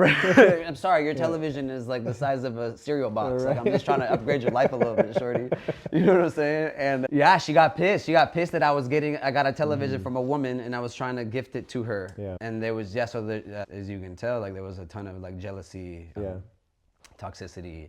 And that's when I finally put my fucking foot down out of all the arguments that we had. And that was the one where I was like, this is crazy. I was really trying to bless you and give you a gift. And like, you want to make something out of it. And all that to say, we don't know. I thought she was dope. Like, I kept on coming back. Yeah. You're so invested with the emotion that it took me a while to finally be like, what the fuck was I thinking? Yeah. It's funny because now that I've been like, I'm in this new season of like marriage and like, congratulations, by the way, bro. Thank you. And just spending my time like reading the Bible and like doing all these things, like it's in this new season, like it's this new like awakening that I'm having, and being able to view my life through the like Christian lens or like a biblical lens. I can see these things that are coming out of the Bible, and I can see if I'm relating them to my life, I'm like, okay, that makes sense now. There's a bit like the biblical principle is like the heart is deceitful. Like your feelings are deceitful. My like God. it will lead you down a path of destruction. Yeah. And the worst part about it is that like you can't, like you feel validated. Like even for, and whoever this girl is, I don't even want to like, I think the world would see, oh man, she's a toxic girl, whatever, but I feel bad for her too, because the only reason that she would be even reacting in that way is because she's been hurt in the past. Absolutely. And so what we often tend to do is we get hurt so much and we just build these defense walls against it, and then we like hold these traumas with us our entire life. And yeah, so it's just interesting that like your feelings could lead you down a path of just destruction for no reason. Like her, right? She didn't have control of her feelings. Right, like if you think about it, that could have been the very reason why she had these mechanisms to try to cope with whatever the fuck she was feeling. Yeah. Because I'm sure she felt something like that, and another cause happened, and that's what she had her trauma based off of. Hence why she reacted the way that she did. But to your point, dude, like, now where I'm at, like I realize how many you think feelings are real, but like fuck, feelings are not. Like they're not real. When and it's painted as this concept of like your heart knows, listen to your heart, but it's bruh, like really like even like when I had like maybe the fear of starting a podcast, the fear of being in front of the camera. That's a fear. That's a feeling, right? That's a fear? feeling. Yeah. And then it's like another one maybe like to approach a girl that you think is attractive in person, and you start feeling these things that you think are real. Yeah. And it's such a program that has been embedded into you after years. Yeah. And you realize that God, feelings can be such an illusion. They are, yeah. They can be. Yeah. Yeah. I like that you said the word program too, because we've always known that, like the programming, and like in this season that I'm in right now, like I'm so sensitive to what I allow influence over me, like what programming I allow, because I believe I've come to learn that like we are programmable, and we've been getting programmed through what we watch, from a young age, what we see our parents doing, what we see our, peers and teachers and stuff doing, what we listen to, the music that we listen to, the things that we read, the things that we speak ourselves, because that's, there's when we speak, that also programs our own mind, and then also what we think, right? Most. Yeah, so I'm just very sensitive to what I allow to program me or influence me right now, because I feel like, what I understand is that, what I believe that I understand, which I believe to be true, is that there is a ton of programming that's coming at us that have basically led us through, like we think that we have free will, but like to a point, like there's these programmings that are also influencing you to go down a certain path in life. And so I'm very sensitive to what I allow to program me or influence me in this current season. That's awesome. Yeah. It sounds like you really achieved a lot in terms of like how you view the world, and then how also you want to continue viewing it, what you want to continue repeating, what you want to continue compounding upon itself, so that you can keep living the sort of life that you're living now. Yeah. I think the purpose of life is like something that comes up for a lot of people, right? Like there's at some point in your life, you're like, what is this all for? Yeah. You know? And especially as you get into adulthood, like you're no longer under the authority of like your parents. You're an adult, you're like truly an adult. And you get to decide what you want the rest of your life to look like, and like what's the purpose of it all. Like how have you, I know you've done a lot of like truth seeking throughout your 20s and early 30s, and like where I would like to know like where you're at, like in terms of your life. And obviously you started this podcast, and it seems like now you're seeking more truth in other people, entrepreneurship. Like what caused you to want to be in this season? Or tell me more about it. Man, dude, I want to say it kicked off with Baba Sebas, right? But like you're saying, I think I painted myself as this guy who was like wise, all-knowing, but also that's also something that you have to click right away, is realize that you're not all-knowing. You're continually learning. So like when I was in my 20s, when I had this Instagram account, like I was doing like the whole investigating into what's really behind the curtain. Is the government telling us the truth? Why is war continued? Why are these kids dying overseas? Why is our food poisoned? Why are we, like, leads back to like how we were programmed. Why are we programmed to believe certain things? And why do we get pushed to work this 9 to 5, to do this whole corporate America thing? And I think I really wanted to make a difference in the world somehow. And I think all the studying that I did led me to realizing that you can impact the world, but if like you really truly want to see change, you have to change yourself. And that's really the only way to do it, because like you can holler up and down the street, you can get to you can climb the tallest mountain and holler what you want to holler, but first of all, like people who don't want to change, they're not going to change. Right? You have to want to change. And I want to see people rid themselves of the constraints that are put on themselves. I want to see them get loose. I want to, like, even just like societal norms, right? Like I've met so many people who just are shy to just be themselves, like in public, and me having been that person, you know what I'm saying? I feel like that's so unjust and so unfair for people not to express themselves freely without feeling like, oh, am I smiling too much? Or am I enjoying this moment too much? And I think like that's such a weird concept. And one of those things is, right, doing what your parents want you to do. Having the job that is normal, that is get the house, get the white picket fence, and live the American dream. But there's so many different ways of achieving that. And I think that the best way to do that is by doing what the fuck you love to do. Whether that's selling houses, whether that's painting pictures, making videos, being a tattoo artist. Mind you, like we do also have, like you see people like making money off of, is that us? I don't think so either. The red light's on. Yeah, the red light's on, we're good. Okay.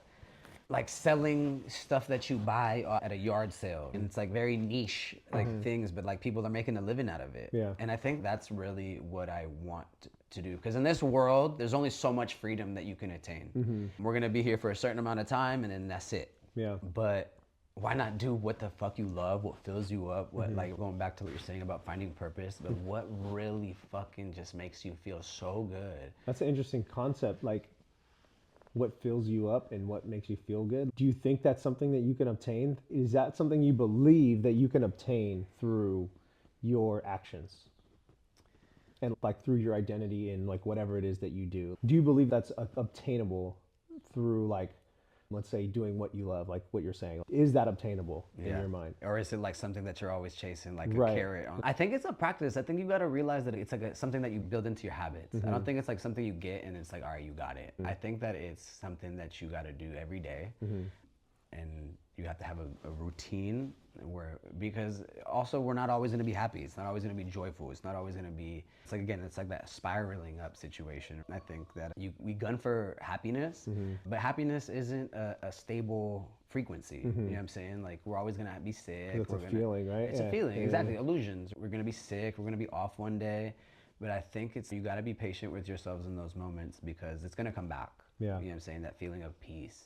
So I think it's something that you strive for day in, day out. But I do think that it would be easier on the soul if you're doing something that you love to do and you're able to make a living out of it. It's like, it's almost like people are like chasing after the goal, like the end, but the purpose is it, and the purpose and the fulfillment is the journey. Yes. Yeah. You're like you want to be over here, but it's really in here that you're. Oh my God, purpose, it's like mind blowing, and it's mind blowing. I love how you put that because you're right. It isn't here. It's here. It's here. It's here. It's here. It's where you get those little fulfillments. Yeah, I remember someone saying one time that it's like purpose. It's not about being stress free. It's about having purpose filled stress. Because if you're stress-free, you're basically like dead, basically. That's like so many people in retirement, they retire and then they die quickly. That's kind of morbid, but it's because they stop having this purpose-filled stress in their life that makes them like, it's even, and it has to do with identity too, but yeah, it's like the lack of purpose-filled stress that you're doing something. Agreed with completely. I was just talking with a friend of mine. I hit her up. She was like, oh yeah, I've been up early. And I was like, yeah. She's like, what you up to? Like, when do you want to meet? Let's have dinner, hang out, watch a movie. And I was like, all right, bet. And she was like, let's meet around 5 or 6. And I was like, it's good. I already did a ton today. Like, I woke, like, this was Saturday morning. So yesterday, I woke up to go to my AA meeting in San Francisco, in the Chestnut area on Greenwich. The ones around here that don't satisfy you. They're not good enough. Dry Dock, holler at your boy. A great group of people. So I did that at 6 to 7. And it's beautiful, by the way. They always got a speaker sharing their story. It's a pretty faith-based community, right? Oh my God, bro. Yeah. I honestly think that everybody should be a part of a group like that, even if you It's called a church. So there you go. Yeah, no, it's amazing. It is very faith-based, spiritual-based, God-based, you know what I'm saying? And it's like a place where you could be extremely vulnerable, and people share their stories as to what caused them to become addicts, alcoholics, and what did they do to get out of that hole? Where are they at now? And honestly, it's such a great way to kick off your day. I love that you go to that, and I love that you talk about that, because that is like a lot of people, another thing that I've learned through this season is like a lot of people see church as something that you go to, but it's actually something that you're a part of. Right. And so that model is modeled after the church system, where it's a community that you're a part of, where you come and meet, maybe there's a speaker, right? A pastor, right? That gives the word of God or whatever, gives like some type of word, and then you break out into little small groups, and then you confess what's going on in your life. And then you have other brothers around you that say, hey, brother, I went through that. I'm here for you. You can call a brother. Like I have sponsor. That would be the sponsor, right? Yeah, that's like your pastor, or like you're in a discipleship, right? Like for me, I have small groups. I have brothers that I can call. Hey, I'm going through this. I got angry, or this, or whatever whatever I'm dealing with, I can call, and they'll help me through it, or talk to me, pray me through it, whatever.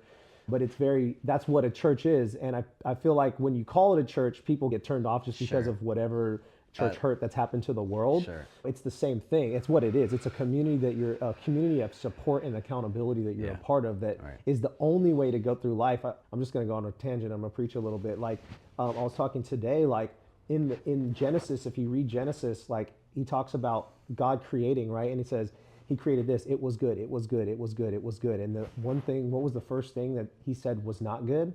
The first thing was for man not to be alone. It said it was not good for man to be alone. So we weren't designed to do it by ourselves. Isolation is the devil's playground. When you isolate yourself, you're like in a very vulnerable state where you're going to start getting hit. You're going to start getting hit. We're not meant to be by ourselves. But what does the world teach? The world teaches that for you not to share. Don't speak up. Don't tell people about your problems. Don't tell people. Don't get in a community. Why? Because they don't. The evil in the world wants you to isolate. And what happens when you start to get around other people? You start confessing. You start telling them what you're going through. It's freeing when you speak about it. It's wow, that felt really good. And then no one's condemning you. They're like, yeah, brother, I went through the same thing. You're like, my dog. And then speaking truth, speaking life into you. We all fall short, brother. It's all good. We get it. Maybe you got your coin, and maybe you had a drink, and you're like, brothers, I had a drink. They're like, don't worry about it, bro. You don't need that. Keep going. You know what I'm saying? So I love that you're a part of that community, because it is very similar to the structure of what a church should be. Yeah, it's done so much for me. And it's funny because I almost had the fear, or I don't know what word to put on it, but I wasn't as comfortable to say it out loud, right? So like we were saying, like a stress-filled fulfillment, right? Like after that, I went to go to my running club, which was in Pacifica. And when I was there, I was like, oh yeah, where did you drive from? Because they just 10-minute drive, or I came from here. And I was like, oh, I just came from my AA meeting. And like now I'm just like, I don't give a fuck. I'm open about it. I'm honest about it. And no more the shame is gone. Just like you've been freed from shame. I almost feel like I boast about it. I feel that. You know what I'm saying? That's facts. I'm very proud. I wear those stripes, and I fucking love it. I wear my chest out. So I did the run club. After the run club, I went to grocery shopping. And then after grocery shopping, I took my dog out, Rosie, to the park to go run, right? And then I made it back home to cook and have a meal. And it's like, that's a full day. That's a full last day, you know what I'm saying? And it was only like, getting close to 1. It might have been like 12:30. But I did accomplish a lot, you know what I'm saying? And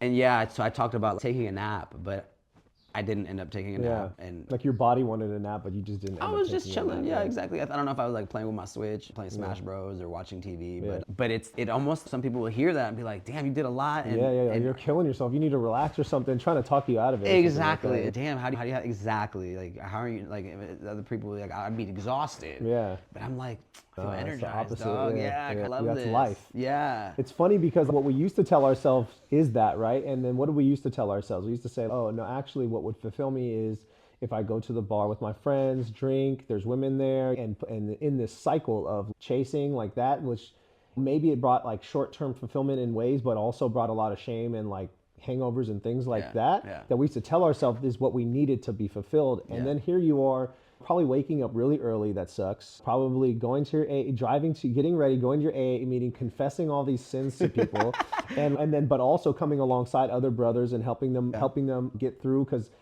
you know, there's no better fulfillment when you're a couple months in and the new guy comes in and he's a wreck, right? Yeah. And now you're pouring and speaking life into this guy. Yeah. Now I was in your shoes, like there is hope on the other side of this program for you, and now you're the one feeding and discipling somebody else. You're feeding into them, right? Yeah. So now you're getting super fulfilled through that, right? Now you feel like you have purpose, and now you're going to your run club and accomplishing this run that is hard on your body, but is like so fulfilling. Your endorphins are up, healthy fulfillment, and then going and doing all this other stuff. And by the time you get home, you're like, damn, that was a lot, but I just feel so fulfilled. But it's so different from what we used to think was fulfillment for us. Yeah, and it's crazy, right? It's like you what we thought was fulfillment, right? Going out, getting drunk, catching that broad, like little shorty, and also like it's such a spike in feelings, right? This is like more sustainable almost, right? Like you get this spike of, God, that was delicious, right? But then it's like the plummet is, there's not a big plummet, and in the new way there's not a and in the new way, exactly. In the old way, the plummet is wow. So we talk about like principles too, right? Like these principles that are just built into our reality, into like the matrix, whatever you want to call it, the universe. Yeah, hell yeah. The principles that are built in. It's funny because our body has a natural conviction, right? When we get out and drink too much, what happens the next day? We feel like shit, right? And so now it's like our body's telling us to feel like shit. We don't get to choose. So it's, you have this huge high, but you have this huge low. Yeah, right. And so it's like you can't, and we're always like, when you're a professional drinker like we were and partier, what do you try to do? You try to figure out ways to not get the low because you only want the high. Smoke a blunt. Right, or whatever, know, Adderall or whatever, and electrolytes or whatever. I used to try to figure out ways, how do I not get the low? Right, what's the remedy? What can how can I experience the high without the lows? And it doesn't exist, right? Like, not supposed to exist, right? Like it's, because your body's telling you you're in the danger zone. Like you are not supposed to be doing this. Right. But we just write it off as just, that's just normal. It's just what comes with drinking. But the principle is that your body's telling you not to do that. That's the law. That's the natural law. Like it's always going to equate to this. That's right. So it's already built in, which is kind of cool to think that there was like intention behind the creation, right? There was intention behind the principles. James, come on, brother. Yeah. Okay. But that's the reason that I've really fully leaned on the church, is because the same way that you're feeling for your AA group where you're in this community is the same thing for me within the church. But instead of just for alcoholic tendencies, it's for my entire life, finances, my relationship. I can go there and get biblical truth, the principles and things like that for all of it, not just for one area of my life. Yeah. So it's been very fruitful. Yeah. It's amazing, dude. It's amazing, bro. I'm happy like where you're at. I think it's great. Like, fuck, dude. Like I've known you since this wasn't it. You know what I'm saying? And it's like, it's really beautiful, and just I'm in awe. Yeah. I love to see where you're at. Thanks. Hell yeah, bro. Hell yeah. Was there a moment for you, like, when it clicked, drinking? I know you have a wine or something here and there, you know what I'm saying? I know you don't over abuse. But like back in the day when we were pro drinkers, you know what I'm saying? When we were tossing it back, was there a moment where it's like, all right, bet, this ain't life, this ain't sustainable? I think over years and years of that up and down feeling of going, having fun, but like coming home and just like that natural, like the hangover and all the things, it just, I felt like it was taking life away from me. Like for one night, I was losing like a couple days of like motivation. And so after you live that for a while, and then I just made a lot of poor decisions. Thank God, like I didn't like completely ruin my life, but like drinking landed me in jail for 10 days. Like DUI? Yeah, drinking gave me a DUI, jet ski. Oh shit! On a jet ski? On a jet ski, which is what I did. 10 days Motherfuckers for. could get it on bikes. Yeah, yeah. Not like motorbikes. Like I'm talking about like pedaling. Bicycles. Yeah. All of a sudden you use the short version, right? It was a television, but there you it's go. a bicycle. Yeah. Yeah. And it brought a lot of. After a while, I started to realize that it's bringing a lot of destruction. It's leading me down paths, and it actually physically manifested into destruction. Yeah. So at the end of 2024, me and my now wife ended our relationship because of like just things that I did in the past. Like it just all my. Oh, when you guys were dating? When I was dating, and all of it was tied to alcohol. Okay. And I believe what alcohol does is, and alcohol isn't the thing that's like necessarily bad. But what alcohol does is it lowers your disciplines once you start to drink it. So whatever's in here, once you start to drink, starts to come out, right? So if whatever you've been allowing yourself to be influenced and that you've been able to shove down with discipline and self-control, when you drink, now guess what? Now you're starting to speak and do the things that are truly in your heart, right? Not only was it like making me make bad decisions, but it was also just revealing the type of things that were in my heart. Sure. Because after the healing and like just a year of just like healing and consecration and just like some continual healing. What's consecration mean? Like kind of pulling yourself out of like your environment. Like if you were a plant, like digging this like a moat around you, like yourself out. Right. Also, if you abstain, right, from alcohol or whatever, if you abstain from it, you're like removing, yourself from it. So, and like continual healing now, if I have a glass of wine, like I don't have the same desires because it's not that alcohol makes me act a certain way. Alcohol just removes the barrier, I feel. And now what's truly in my heart is coming out. And now if I'm angry, I'm going to be angry because my disciplines and my self-control are gone. Right. And so I forget what made me talk about that, but I was asking like a moment where, you know what I'm saying? Got like it. You decided that it wasn't. Didn't revolve it around that anymore. Yeah, it all came to like fruition. Like a bunch of stuff came back on me, and we broke up, and it was just a moment like that. I was just like, you know what? I'm done doing it my way. I'm done like being my own judge. And these aren't things that I was telling myself, but basically this was like looking back at it, I can see this is what it was. Being my own judge, like deciding what's good and bad on my own. Yeah. Because obviously I've tried to be my own judge a lot, and sometimes I chose pretty good, healthy stuff, and sometimes I didn't, and it just wasn't like it's not a great way to live because you're just playing this guessing game. And so I was just like got to this point where like, you know what, I think I'm done like making my own judgment calls, and I need to find some better judgment. Somebody who can, or something some power higher than me. That's right. So what I ended up doing is just put down the bottle I was just like, you know what, I'm just gonna stop everything. Just gonna back up. And it was hard because once you develop these habits and you develop these like communities, like if you try to pull yourself away, they don't want you to go away, right? They want you to come back, whether it's friends or whether it's just the world itself trying to pull you back, the devil, whatever, the evil, the devil, whatever you want to call it, it tries to pull you back until you can pull yourself away enough to like really get the split. So I just pulled myself away, and I just leaned on the church. I started just going to like these groups, there was like a young adults group that I started going to, where it's just like a bunch of people 18 to 40 young, and just being around them and like doing similar to AA, like confessing what I've gone through, talking about it, getting prayer about it, just like talking about it. This is 30s, like early 30s? This was like last year. Love it. Yeah, this was last year. This was the beginning of 2024. Love it.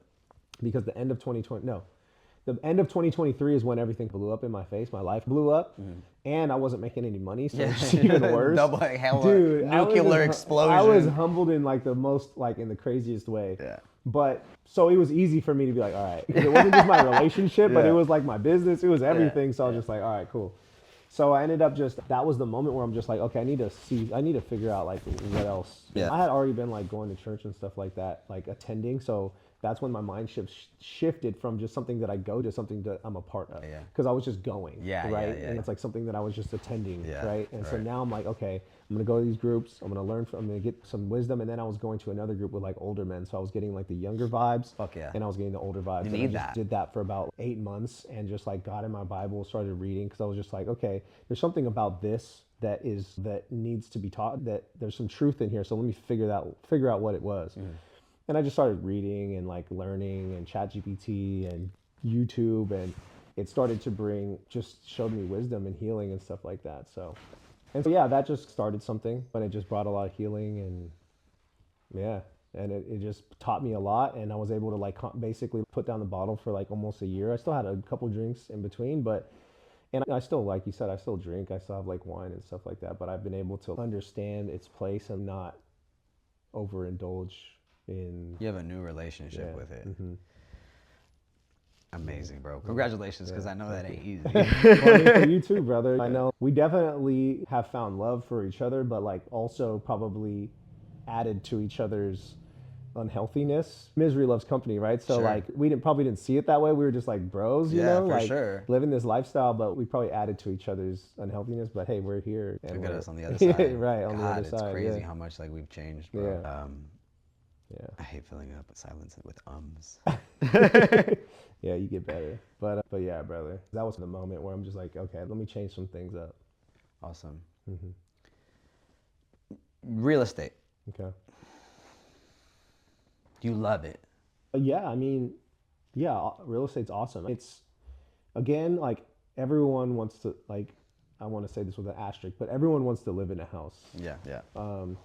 Everyone has to live in a house, right? So it's something that, and it's something that has like brought fruit to my family's life. Like my grandparents came here from Nicaragua with no education, but at the end of their life had owned multiple properties in multiple states and multiple countries. And it was the only thing, it was like one of those things. Oh, they did it too.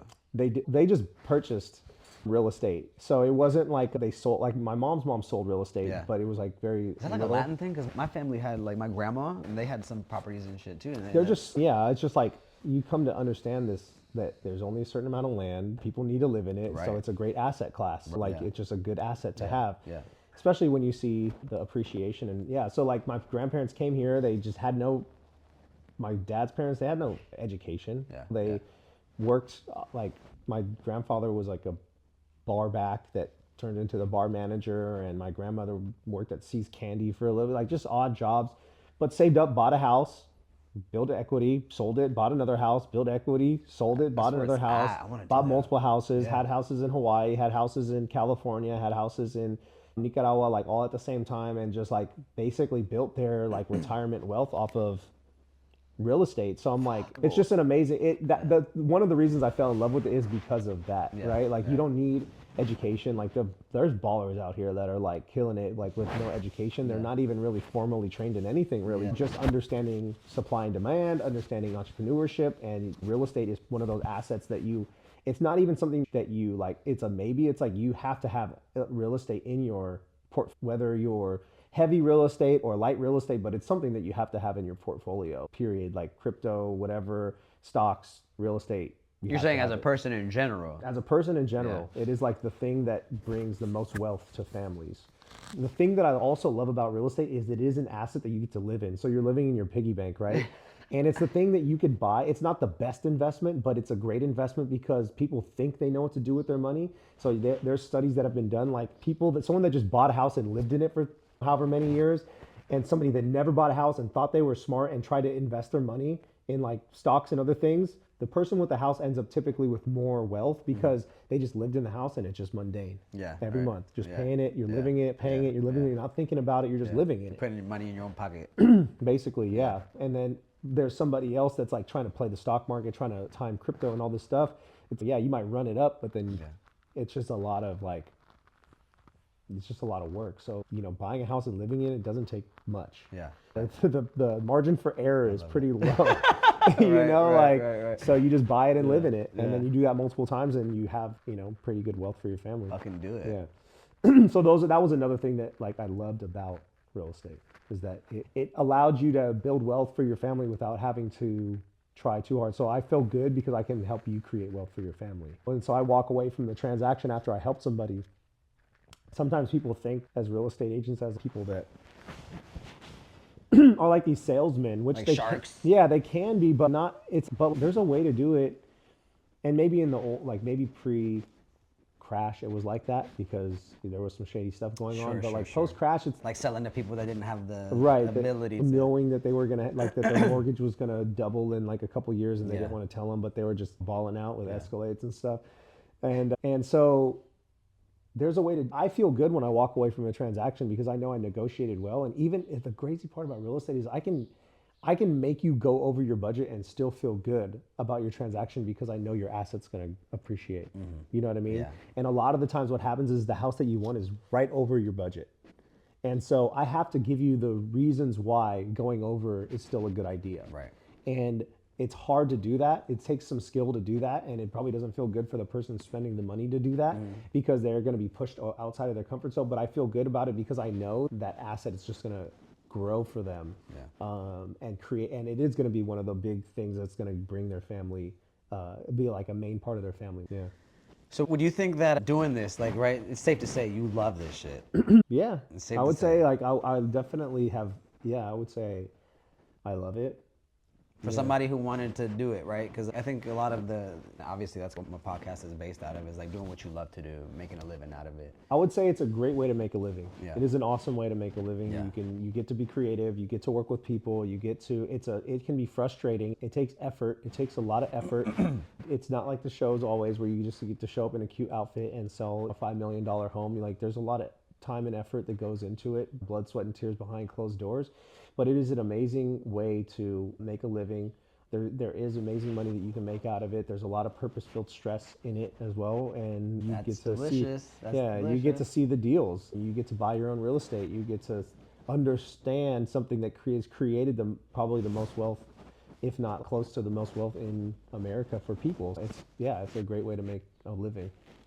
One piece of advice that you would give somebody who's trying to start their own business or do what they love, make a living out of it. I would say write it on paper. Don't just come together and be like, bro, I got this good idea, let's run with it. Write it out. What is the mission statement? What is your need? What are your core tenets? What are the things that you have? What are the systems? Because a business isn't just a good idea, right? There has to be systems and processes and that run behind the scenes without you having to do anything. What do they say? Like a good business like runs well when you're there.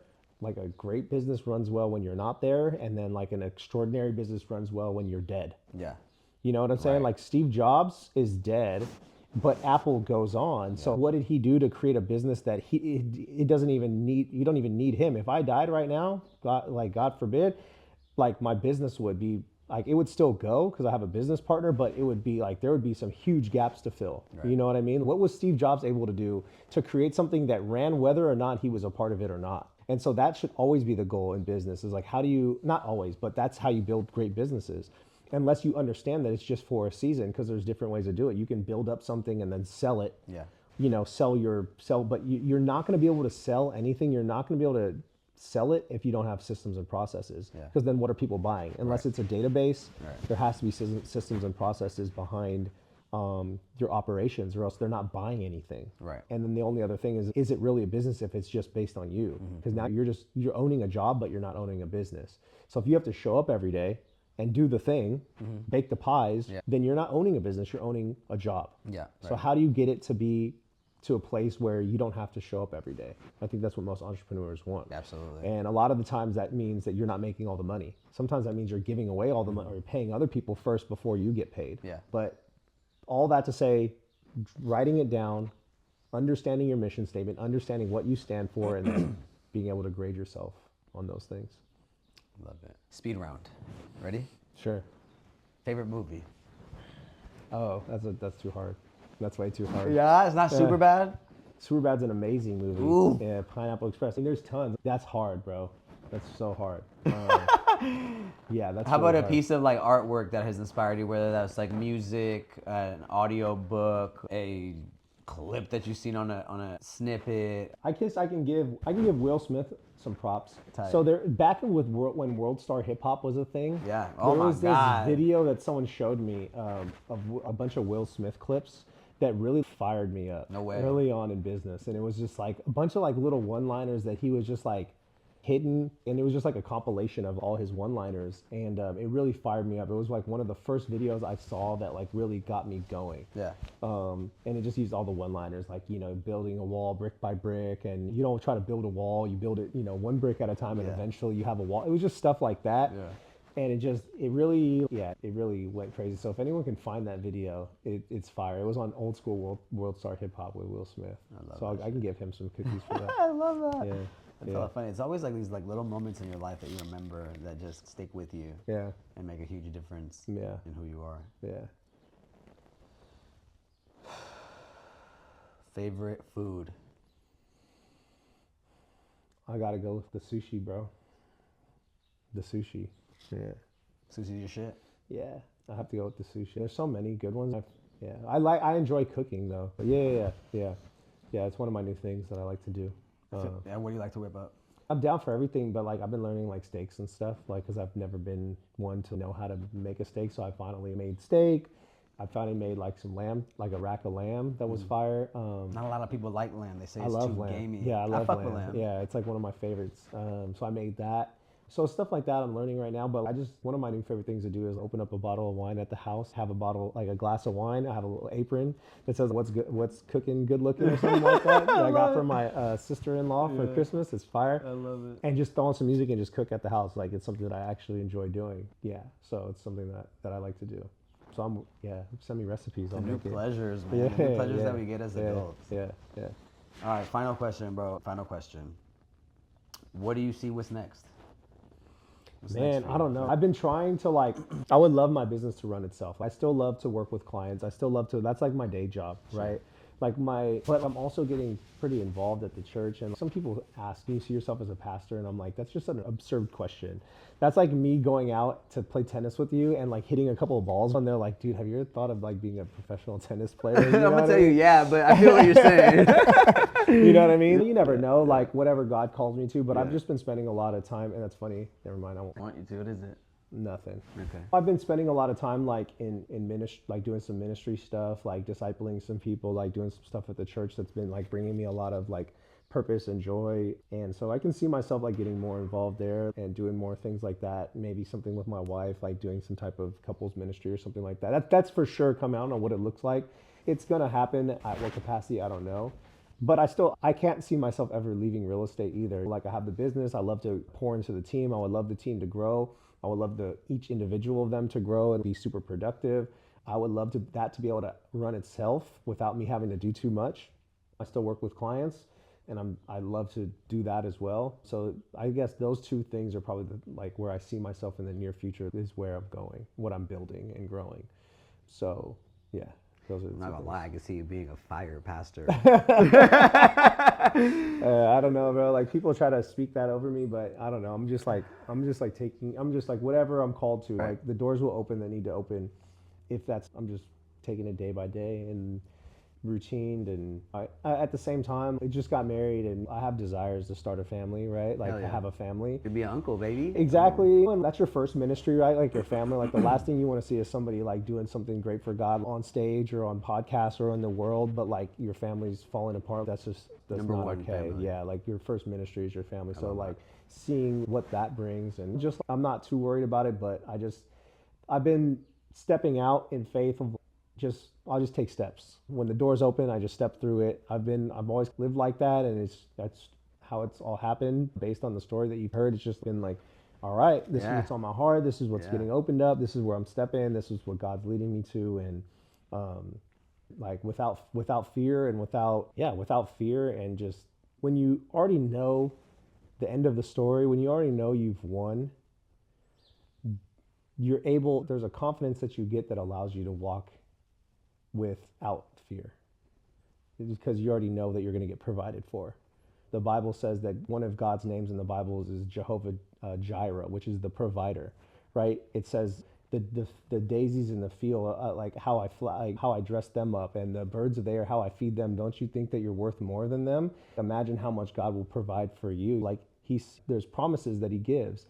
And to know that you're always going to be provided for, there's a confidence that gives you. There's a lot of faith behind it too, because you have to believe that you're going to be provided for. But when you truly do, there's a faith that you can step out into anything that you want, that because there's nothing holding you back. Like, I'm going to get provided for. So what am I scared about? You know what I mean? Of course. For anyone that is in the position of having to step out in faith to try something, like, to understand that you will be provided for is something that it's like a little cheat code. So I'm not worried about it. I know I'm going to be provided for, period.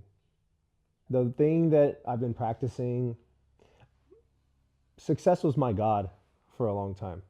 It was partying and success, like the lifestyle of the rich. Like, your God is basically what you allow influence over you and what you put first, right? That becomes your Lord, right? Your God. So I had to, like, what I did basically, like, in this last year is I had to rearrange priorities to, like, God has to be God. Like, he has to be number one. So, like, I have to put him first in everything that I do because he is the one that's given me life. He's the one that's, I'm the only reason that I even have any of these abilities is because of the life that he's given me. So he has to be first. But I used to have other things. So I would wake up and girls would be on my mind. I would wake up and success would be on my mind. I had to switch it. And so now my new schedule looks like God. I give God the first of my day, then my work, and then my wife.